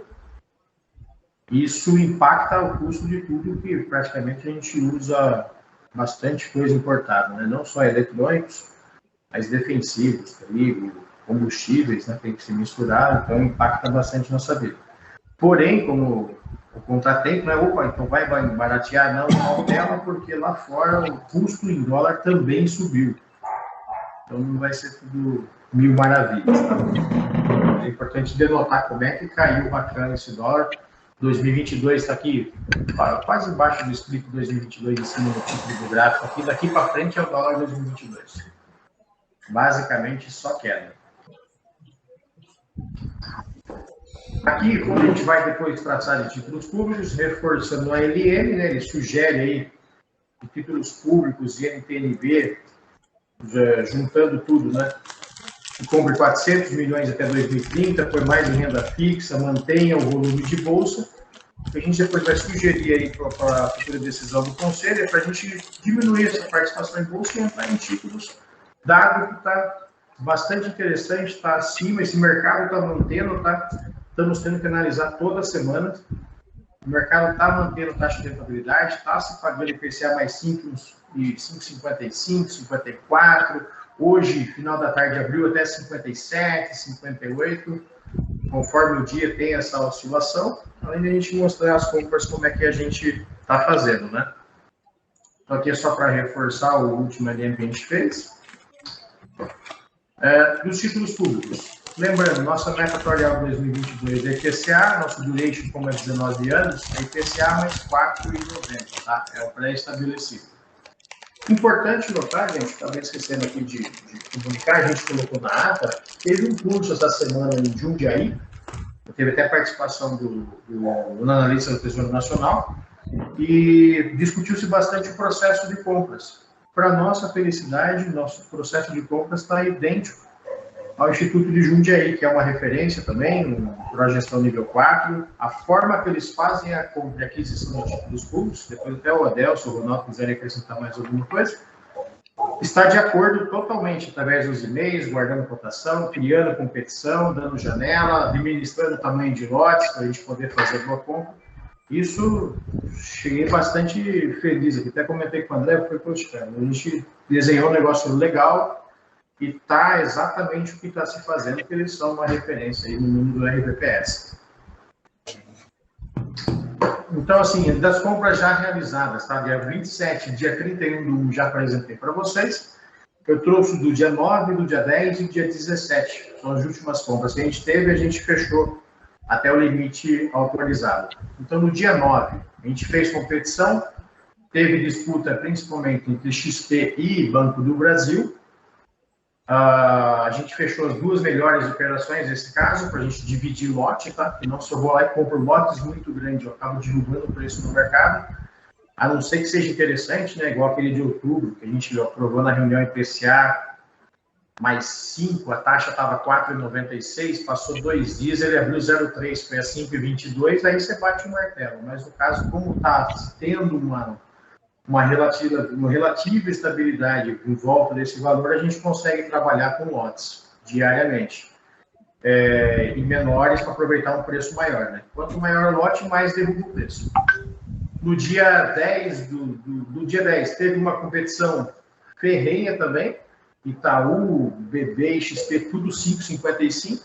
A gente acabou fechando a oferta com os 3, do empate que teve. E do dia 17, teve a briga entre XP e Banco do Brasil, empataram 5,54. Como a gente tem custódia no Banco do Brasil, a gente já preferiu fechar com o próprio Banco do Brasil, tá? Aí só o único detalhe, aquela oferta do dia 31 do 1, como é um mercado muito dinâmico, já faz por e-mail as cotações e já vai brigando por preço melhor via telefone, a oferta da XP não conseguiu manter, daí foi fechada do Banco do Brasil de 5,51. Mas a gente colocou para registrar aqui porque foi isso que aconteceu e tem o e-mail registrado para futuras consultas. Até no encontro de Jundiaí, o que sugeriu que a gente faça, assim que acabar essas compras, né, que a gente está focando para aproveitar essas oportunidades dos títulos, vamos montar todo um processinho explicando todos os títulos, data por data, com quem fechou, com cópia de todos os e-mails, para a gente guardar aqui para eventual consulta futura, tá? A gente já tem isso nos e-mails, nas boletas, tudo certinho, a gente vai até montar um processinho, algo bem organizado, caso surja algum questionamento, para a gente mostrar que a gente teve consulta, foi o melhor preço naquele momento que a gente conseguiu. Trazendo as quantidades e volumes comprados, tá? Então, do dia 27 até o dia 17, para comprar o título inteiro, acabou passando R$60, tá? R$62 do limite, para não ficar vírgula, meio título, vírgula, ou para não deixar de perder o título inteiro. Essas foram as compras que a gente fez. Então, na XP, dia 27, foram 25 mil títulos, 20 milhões. Dia 31, BB, 30 milhões, 7.438 títulos. No dia 9, foi BB e XP, 5 mil cada um. Foi meio lote em cada um, porque o lote por padrão é 10 mil. 20 mil por cada um. Aqui no dia 9, só voltar, deixa eu ver se já está aqui.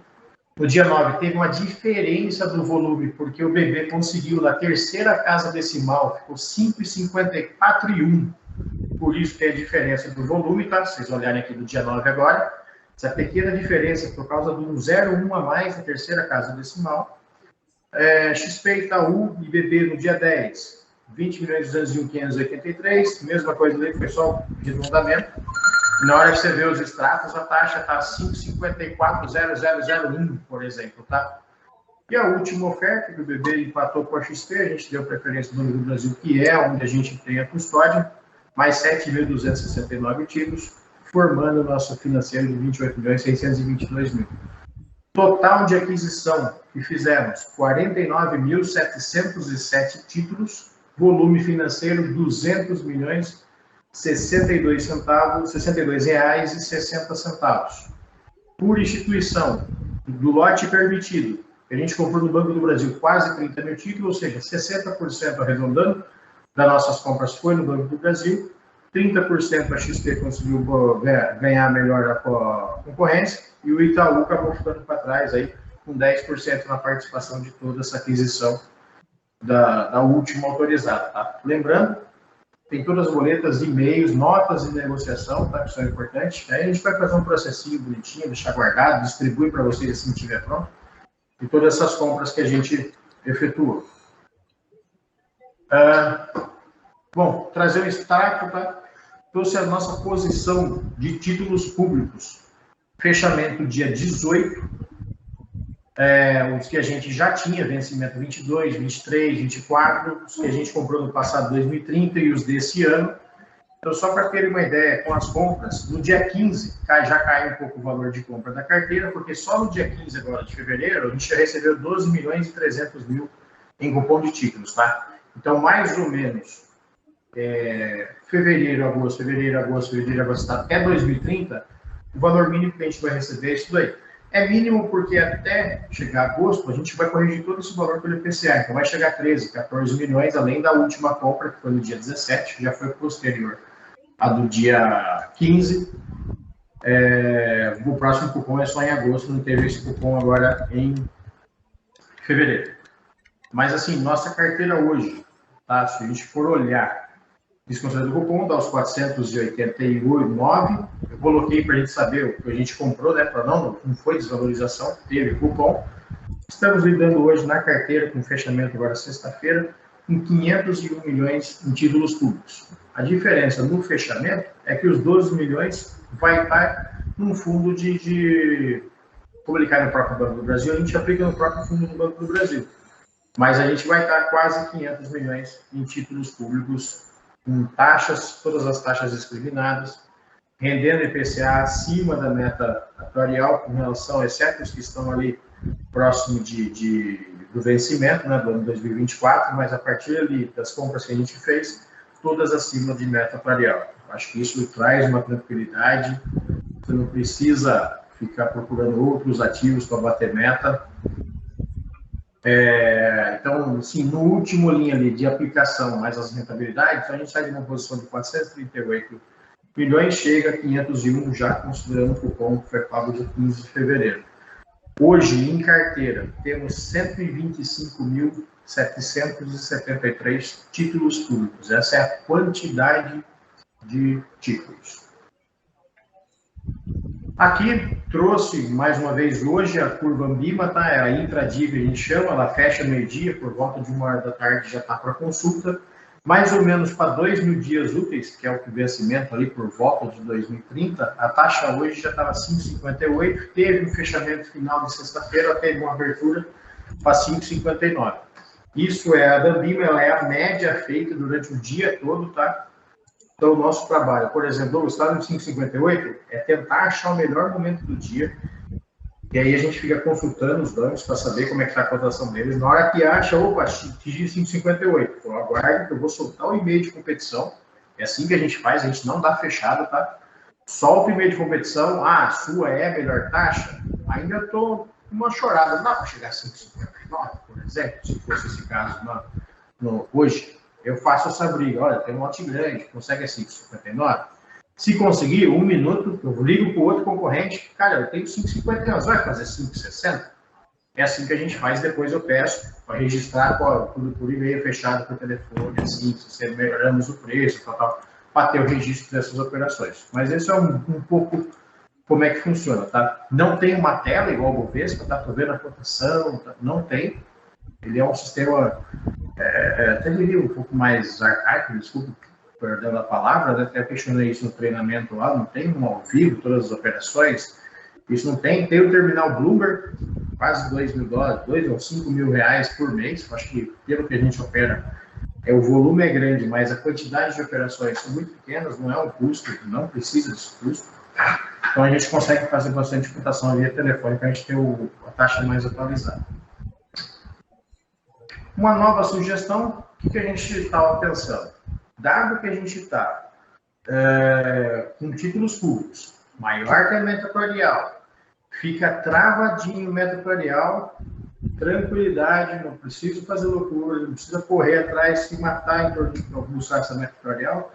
Sugerir mais até 200 milhões, a gente atingiria aqueles 400 milhões de compra até 2030 do LM e deixaria diminuir em 100 milhões até 2 anos, a gente tem fluxo para isso, em até 2 anos do mercado de ações, para a gente conseguir comprar mais títulos públicos e aproveitar essa janela, tá? Até a gente bater papo esse treinamento que teve lá em Jundiaí, com diversos RPPS, a maioria está colocando 50%, 60%, 70% do PEP, tudo em títulos públicos, claro, cada caso é um caso, depende do LM, mas para não perder essa oportunidade, né? Até a gente colocou na ata, que a gente viu o comentário lá, a gente verificou faz sentido, em torno de 4 a 5 anos, mais ou menos, nos últimos 10 anos aconteceu isso, então em 2013 teve uma janela muito boa de IPCA mais 5,6, 2018 uma janela muito boa de IPCA de 5,6, estamos tendo agora de 5 a 6, 5,5, pode ser que se estenda mais, tá? É importante a gente não perder essa oportunidade, fica essa dúvida, compra, espera mais, não espera mais. E a gente, acreditamos, junto com a LM, né, até 2030, teremos outra janela para depois futuramente fazer, de repente, uma coisa de 10, 20 anos, caso seja necessário. Até lá a gente já vê como é que se comportou a receita da cidade, para dar passos maiores aí, uma garantia de benefício. Então, a sugestão, nova compra de até 200 mil, mínimo de IPCA mais 5,5, a uma taxa excelente, vencimento máximo aí até 2030, os fundos, tá? O primeiro fundo é o BB Previdenciário Perfil. Por que esse fundo? Ele é o dinheiro da aporte, que a gente não pode mexer por mínimo 5 anos, né? Estamos no terceiro ano de aporte, somente daqui 2 anos, vamos falar 3, possivelmente está no início, a gente poderá usar esse recurso para fazer pagamento de benefício. Como estamos com sobra de liquidez, um colchão de liquidez, que eu mostro no próximo slide, a gente viu, bom, já que eu não posso usar, vamos aproveitar e aplicar esse recurso. O saldo em conta até dia 17/2 é 53 milhões. O BP Alocação Previdenciária é uma alocação dinâmica, ou seja, o bom opera ele. Tem saldo superior de quase 60 milhões, acho que em torno de 54 milhões é o suficiente. Esses valores vão totalizar 200 milhões, tá, gente? A gente colocou mais ou menos para ter o saldo aí que a gente espera trabalhar, mas o limite é 200 milhões. E o Santander também, devido a baixa rentabilidade, não foi legal em 2021, a gente estaria zerando o saldo dele, ele é um fundo D+1. Detalhe, que às vezes a gente faz operação, o que acontece? Igual a gente tinha autorizado a última vez, metade de recursos da Caixa, metade do Banco do Brasil, com o fundo da Caixa fazendo a cobertura para cobrir essa operação. Porque às vezes eu tenho uma taxa muito boa, só que é D+1, e o meu fundo é D+3. Então, às vezes eu até coloquei essas 3 estrelinhas aqui embaixo, né? Já aprovar, caso necessário, o fundo de gestão estratégica D0 para cobrir as operações. Então, abriu a oportunidade de chance de título público, fiz escuta, peguei a melhor taxa. Liquidação, a D+1, eu consegui esticar até D+2. Isso é possível. D+3, eu já começo a tirar concorrente, fica só um concorrente. E aí não fica um processo transparente de compra. Então, até na pior das hipóteses, D+2 consegue fechar. Preferencialmente D+1. Às vezes eu não botei esse recurso, então eu tiraria da caixa, pego esse recurso, faço o resgate nesse fundo, caiu na conta esse fundo, eu devolvo para recompor o saldo da caixa, tá? Por enquanto não mexeríamos somente para cobrir as operações para que a gente consiga dar liquidez. E a outra opção é, estou numa semana de alta de taxa de juros. Então eu faço o resgate, eu tenho que esperar 3 dias para esse recurso na conta, só que no dia seguinte eu já posso começar a operar com D+2. Ou passou mais um dia, como eu sei que no dia seguinte vai estar o recurso na conta, que ele é D+3, eu já faço a operação D+1, já é suficiente. Então assim, dá para fazer das duas formas, a gente só pede que, caso aprovado futuramente pelo Conselho, que seja considerado, para facilitar o nosso fluxo de compra, seja considerado utilizar a gestão estratégica pela característica dele ser D+0 para cobrir as operações. Fizemos um fluxo, tá, Douglas? Mas e se a gente colocar esse recurso, tá? Hoje, sem considerar as despesas, as receitas, os aportes, que já aumentou bastante o valor por causa do IPCA, a gente está com uma cobertura financeira legal.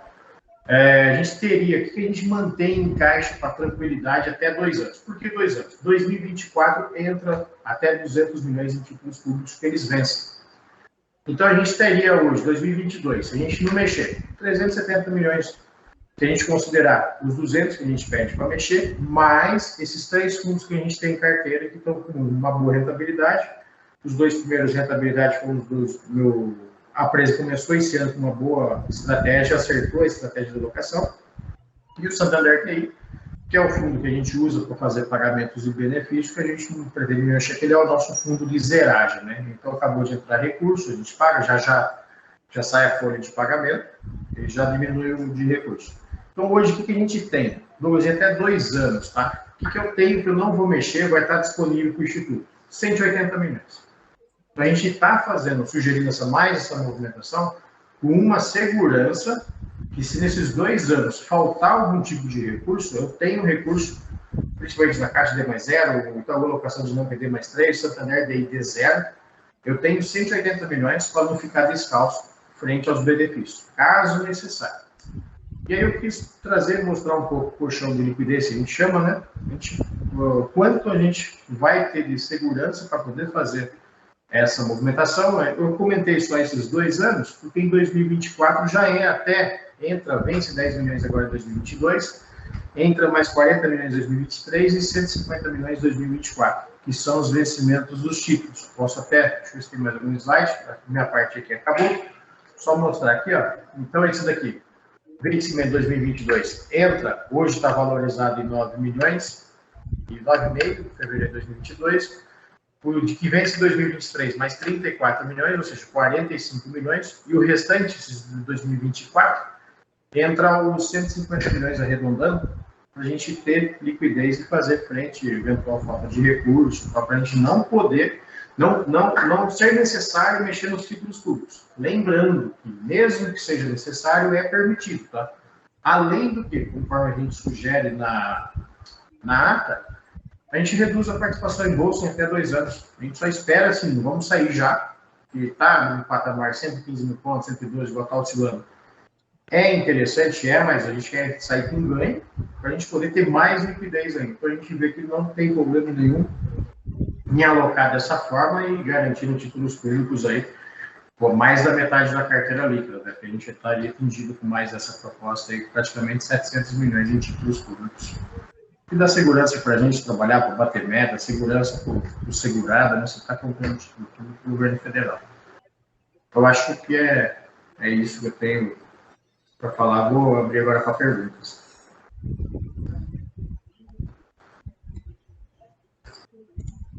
Vou esperar você fechar a tela, Douglas, porque daí eu vejo as pessoas, tá? Fechei. Achei, deixa eu ver. Fechei. Vai dar certo. Alguém quer falar alguma coisa? Quer fazer alguma pergunta? Não sei se o Ronaldo ou o Adelson, em tudo que a gente conversou, acho que eu consegui falar, né? Se vocês querem comentar mais alguma coisa. Eu só ia reforçar o que o Douglas falou, para ficar um pouquinho mais claro. Na verdade, nós não estamos aumentando para 700 milhões a longo prazo. O que estamos fazendo é o quê? Garantindo mais 200, tendo ciência que 200 vão estar vencendo nos próximos 2 anos. Ou seja, a nossa projeção é o quê? Em 2 anos, nós caso não faça isso, volte para os 360. Então, é uma jogada do que a gente tem 2 anos com a Bolsa performando e ter essa segurança. Está fazendo essa troca de Bolsa, quando ela performar nesses 2 anos por títulos públicos. Vamos adiantando, no caso, porque caso a Bolsa performe, ela não performa ad eternum. Ela performa e cai novamente. Então, quando performar, a gente está fazendo esse resgate, mudando para título. Está se adiantando uma situação apenas. E mantendo mais 200 milhões em liquidez, 180 milhões em liquidez, né? Para 2 anos até acabar de entrar esses 200. Muito bem, obrigada, Adelson. Alguém quer fazer alguma pergunta? Pois não, Fábio. O Douglas, o Delson, o Ronaldinho, boa noite. Uma dúvida, nesse fundo do aporte, para impor no título público, tem que ser esse valor redondo que está nesse fundo de investimento ou pode ser um pouco a mais? Tipo, para arredondar o número de títulos? Não, aí o que acontece? Como a decisão é futura, pode ser que dê tempo de já entrar o próximo aporte. A gente pode arredondar para mais ou para menos. A gente fez o quê? Qual é o saldo? Que você viu que a gente tentou ficar cravado até 200 milhões certinho, acabou passando R$60. Sim. Para pegar o título inteiro. Você faz operações mais fatiadas de título quando é pessoa física, pessoa jurídica é título inteiro. Né? Então a gente pega estipulado esse valor, mas não vai passar de 200. Então pode ser que no final das contas acabe ficando 100, porque todo mês entra aporte. Sim. Então eu quero fazer o quê? Olha, essa semana aqui, vamos supor, compramos vamos pegar até a autorização, vamos falar da semana do dia 10 de março, um exemplo, está autorizado, um exemplo. Toda a compra do dia 10, até esgotar esse valor de 100, eu quero deixar cravado, recurso de aporte, para a gente lembrar que aquela compra, por mais 2 anos, para dar os 5 anos, não pode ser mexido. Mas assim, esse valor assim, é o saldo que tem e é uma conta que todo mês entra, tá? Só a título de curiosidade, estava entrando 4.300.000 e esse ano atualizou para 5.450.000, salvo engano, né, André? Olhando de cabeça, como não nada marcado aqui agora. Só de atualização de IPCA, para vocês terem uma ideia, conforme a lei do aporte, tá? Então é um recurso, a gente vai aos poucos, usando o saldo aos poucos, mas aqueles valores quebrados é o valor atual. Tá legal. Porque aquele recurso a gente não pode mexer para pagar benefício. Então vamos usar tudo que tem hoje para comprar título. Ótimo. Perfeito. Mais alguém? Só uma informação relevante disso que, pensando no aporte, porque foi algo que veio à mente da Nara quando ela falou da questão atuarial. O nosso aporte hoje, ele é remunerado ano após ano com IPCA mais 6%. Então, traduzindo a pergunta do Fábio que o Douglas falou, nós estamos pegando um valor que é atualizado anualmente em IPCA mais 6% e fazendo esse valor rentabilizar no exercício seguinte para IPCA no mínimo mais 5,5%. Então, a gente vai criando um ciclo virtuoso nesses valores para que daqui a alguns anos a gente tenha a nossa meta atuarial batida sem nenhum susto. Tá? Lembrando que a gente sofre os reflexos dos ilíquidos, mas que a construção da nossa carteira é bem conservadora, buscando sempre atingir a meta atuarial. E o que é mais conservador e justo hoje do que o título público, de acordo com o que o Adelson falou, com essas compensações que a gente tem feito, né? Então isso é importante a gente tratar com relação à rentabilidade dos dinheiros que entram nas nossas contas. Eu até brinco com o André fala, poxa, Delcio, nós não batemos a meta esse ano. Eu falo, André, a meta está represada. Esse ano vem em dobra, só está represada só. Ô, Delcio, até no evento lá, né, ele falou, puxar a orelha desses gestores aí de outros institutos, né, que andaram vendendo títulos bons, de longo prazo, de meta atuarial, só para fazer volume e falar que bateu a meta, porque é o último ano de gestão. Teve uma puxada de orelha lá, né? Poxa, está certinho, estamos para 8, 10 anos, estamos no caminho certo. Edson, você queria falar, querido? Na verdade, eu estava fazendo as anotações que em cima do que o Adelson falou, dos 700 milhões, né? Qual seria a margem de segurança, mas o Douglas explicou muito claramente na última folha, né, Douglas? Isso, a gente manteria, se fosse hoje a decisão, a gente vai atualizando o saldo, né, quando for a última decisão, a gente teria 180 milhões para tocar os próximos 2 anos, sendo que em 2 anos entra mais 200 milhões de vencimento em título, sem falar dos 290, 300 que está em renda variável, tá? Se precisar, pode mexer, a gente só está esperando o momento correto para sair na alta, mas a gente tem quase 500 milhões, a gente está falando aí de colchão de liquidez para garantir essa operação. Ok. Pois não, Nara. Ô Douglas, eu até pedi perdão, que talvez eu estou com um probleminha visual, então eu não consegui enxergar direito a didática de alguns slides. É só para tirar uma dúvida, que às vezes você trabalha com montante final, né? Mas a gente está falando de contas diferentes, e aí dentro dessas contas diferentes, qual seria, né, cada valor, né? Que aí nesse sentido que eu estou perguntando, porque eu também tenho uma preocupação quando a gente fala o montante final, não distinguir a origem do recurso exatamente na sua fala da questão dos 5 anos e tal. Então, eu queria que isso ficasse um pouquinho mais, assim, claro, porque eu não consegui acompanhar. Perfeito. A ideia, eu até posso voltar ao compartilhamento, que eu acho que fica mais fácil, quer ver? Esse aqui é o slide que coloca da onde vem. Então, assim, em cima, ó, compra de até 200 mil, e a gente trouxe os saldos que, se caso a decisão fosse hoje. Então, a gente pretende esgotar tudo do primeiro fundo, previdenciário perfil, é onde está o recurso do aporte, tá? Conforme quando for tomada a decisão, a gente traz o saldo atualizado. Isso, se fosse hoje, seria 103.360.000.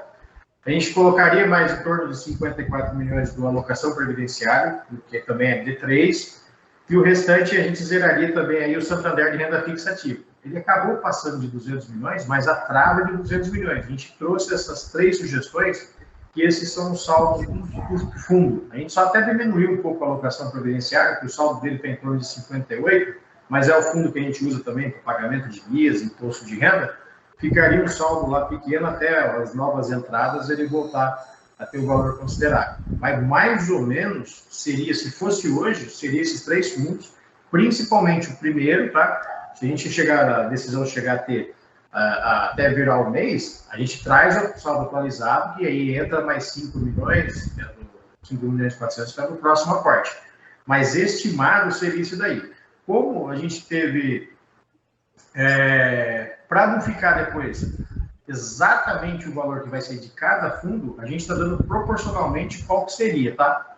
Essa que foi. Não, de repente, sai aí, igual o caso dos 200 milhões, travamos em 200 milhões e passou R$62 para me comprar um título público, então a gente trava em 200 milhões, é a nossa referência, 103 milhões, se fosse hoje a decisão, sairia do recurso do aporte e o restante dos 2 fundos zerando o fundo do Santander. Então, é mais ou menos esse valor que seria hoje. Mas quando tomar a decisão, a gente traz o valor correto, trava o valor certinho que a gente está autorizado a mexer em cada fundo. Lembrando que esses fundos estão rendendo, tá? Então, assim, se vai autorizando até hoje a data de decisão, a gente traz o valor para travar, tá? Obrigada, Douglas. Agora eu consegui acompanhar melhor. Obrigada. Perfeito. Não, eu fiquei, porque assim, até um fundo a cota não estava fechado, então como é que eu trago? Por isso a gente pegou um prazo um pouco antes, para trazer o valor mais atualizado que a gente tem. Mas a composição, proporcionalmente, seria aquilo, tá? Pode pensar em percentual ali, 50% do valor do aporte e 25% de cada um dos outros demais fundos, aproximadamente. Ok. Fecha aí a tela para mim, Douglas, por favor, para eu ver o pessoal. Obrigada. Mais alguém, gente? Não? Tudo certo? Pois não, André? É só rápido, apenas para reiterar o que nós falamos em outras reuniões. A pergunta do Edson é muito interessante, porque nós sempre discutimos a questão do raciocínio econômico. Então, essas movimentações que nós fazemos dentro das nossas contas, travando em determinadas datas, é sempre com o raciocínio financeiro dos recursos que nós precisaremos em cada marco temporal.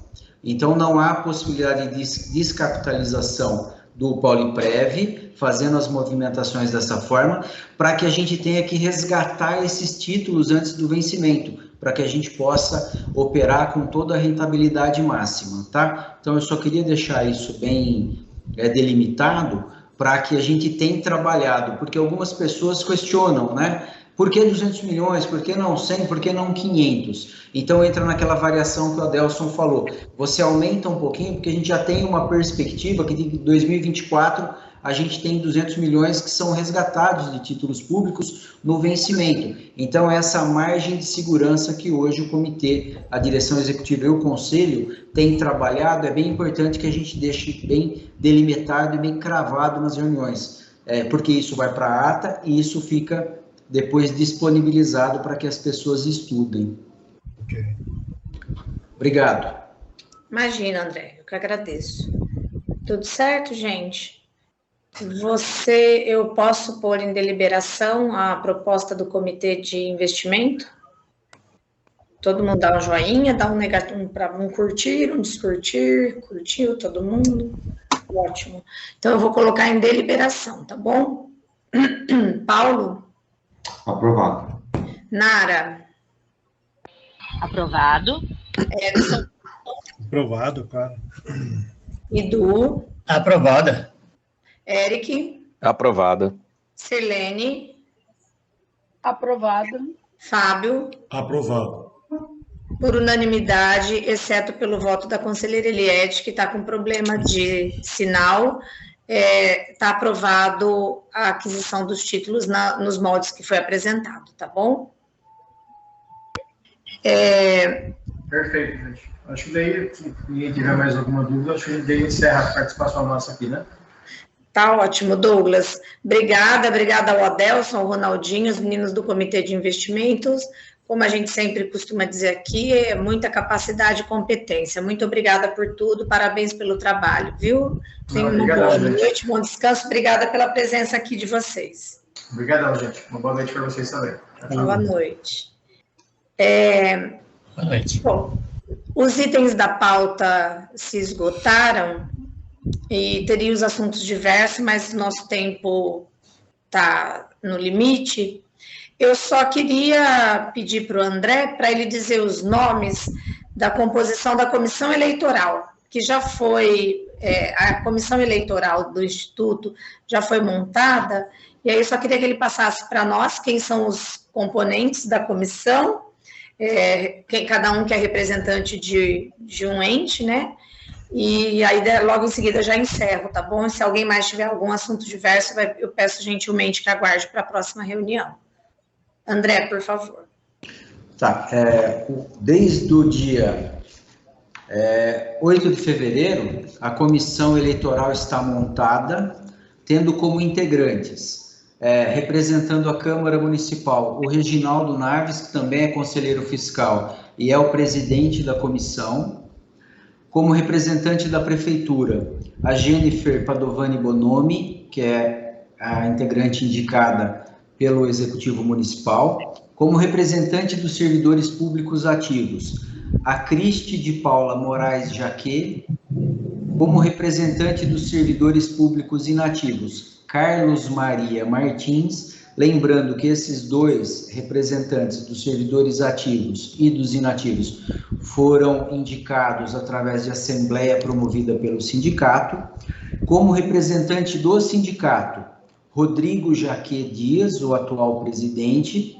E como representante aqui do Pauliprev, o Rafael Brandão de Abreu, que é integrante do nosso setor de compras e da Comissão Interna de Licitações. Os trabalhos já se iniciaram, eles já estão reunidos sobre a presidência do Reginaldo e estão agora delineando, né, o regulamento, a forma, se será virtual ou presencial, essa é uma decisão que sairá da comissão, e o cronograma de realização das eleições. Então, tão logo isso esteja delimitado por eles, eu encaminho a informação para vocês. Lembrando que eu não faço parte da comissão, então eu recebo as informações também dessa comissão. Ainda hoje eu pedi uma atualização sobre os trabalhos. Essa semana eles devem se reunir para dar sequência nos trabalhos, já que o tempo urge, a gente não pode ficar refém de atrasos. Acredito que nós cumpriremos todos os prazos. Nós montamos um grupo de trabalho com os servidores do Pauliprev para assessorar essa comissão se necessária. Então, o prazo permanece para que as eleições ocorram a partir do dia 15 de abril, podendo ter alguma variação por determinação ou decisão dessa comissão que já iniciou os trabalhos, tá? Só uma dúvida besta. O sobrenome ser o mesmo do presidente do sindicato com o indicado pelo sindicato é só uma coincidência? Olha, Sandra, eu realmente não sei te responder isso. A pergunta foi capciosa e você sabe, né? Então tá bom. Não, e não tô nem te acusando de nada. Ok, é só um alerta. Fica tranquilo. É só para gravar o alerta, porque, né? Bela pergunta. Não é? Também estava pensando agora nisso aí. Quando eu vi o diário oficial, eu pensei, o que está acontecendo aqui, será? Até porque se fosse José da Silva ou Maria de Souza, né? Justamente. Seria bem prudente. Agora, um sobrenome tão peculiar, né? Me causou estranheza, mas ok. Eu entendo a pergunta, mas como eu não tenho maiores informações, eu não tenho como responder. Mas eu entendi a colocação. Nepotismo só serve para um lado, tá tudo bem. Bora lá. Gente, essa sou eu. Muito obrigada pela participação de todos. Obrigada pela paciência. Às vezes eu não tenho muita. Obrigada por tudo. Tenham todos uma boa semana, uma boa noite, um bom descanso e até a próxima. Fiquem bem.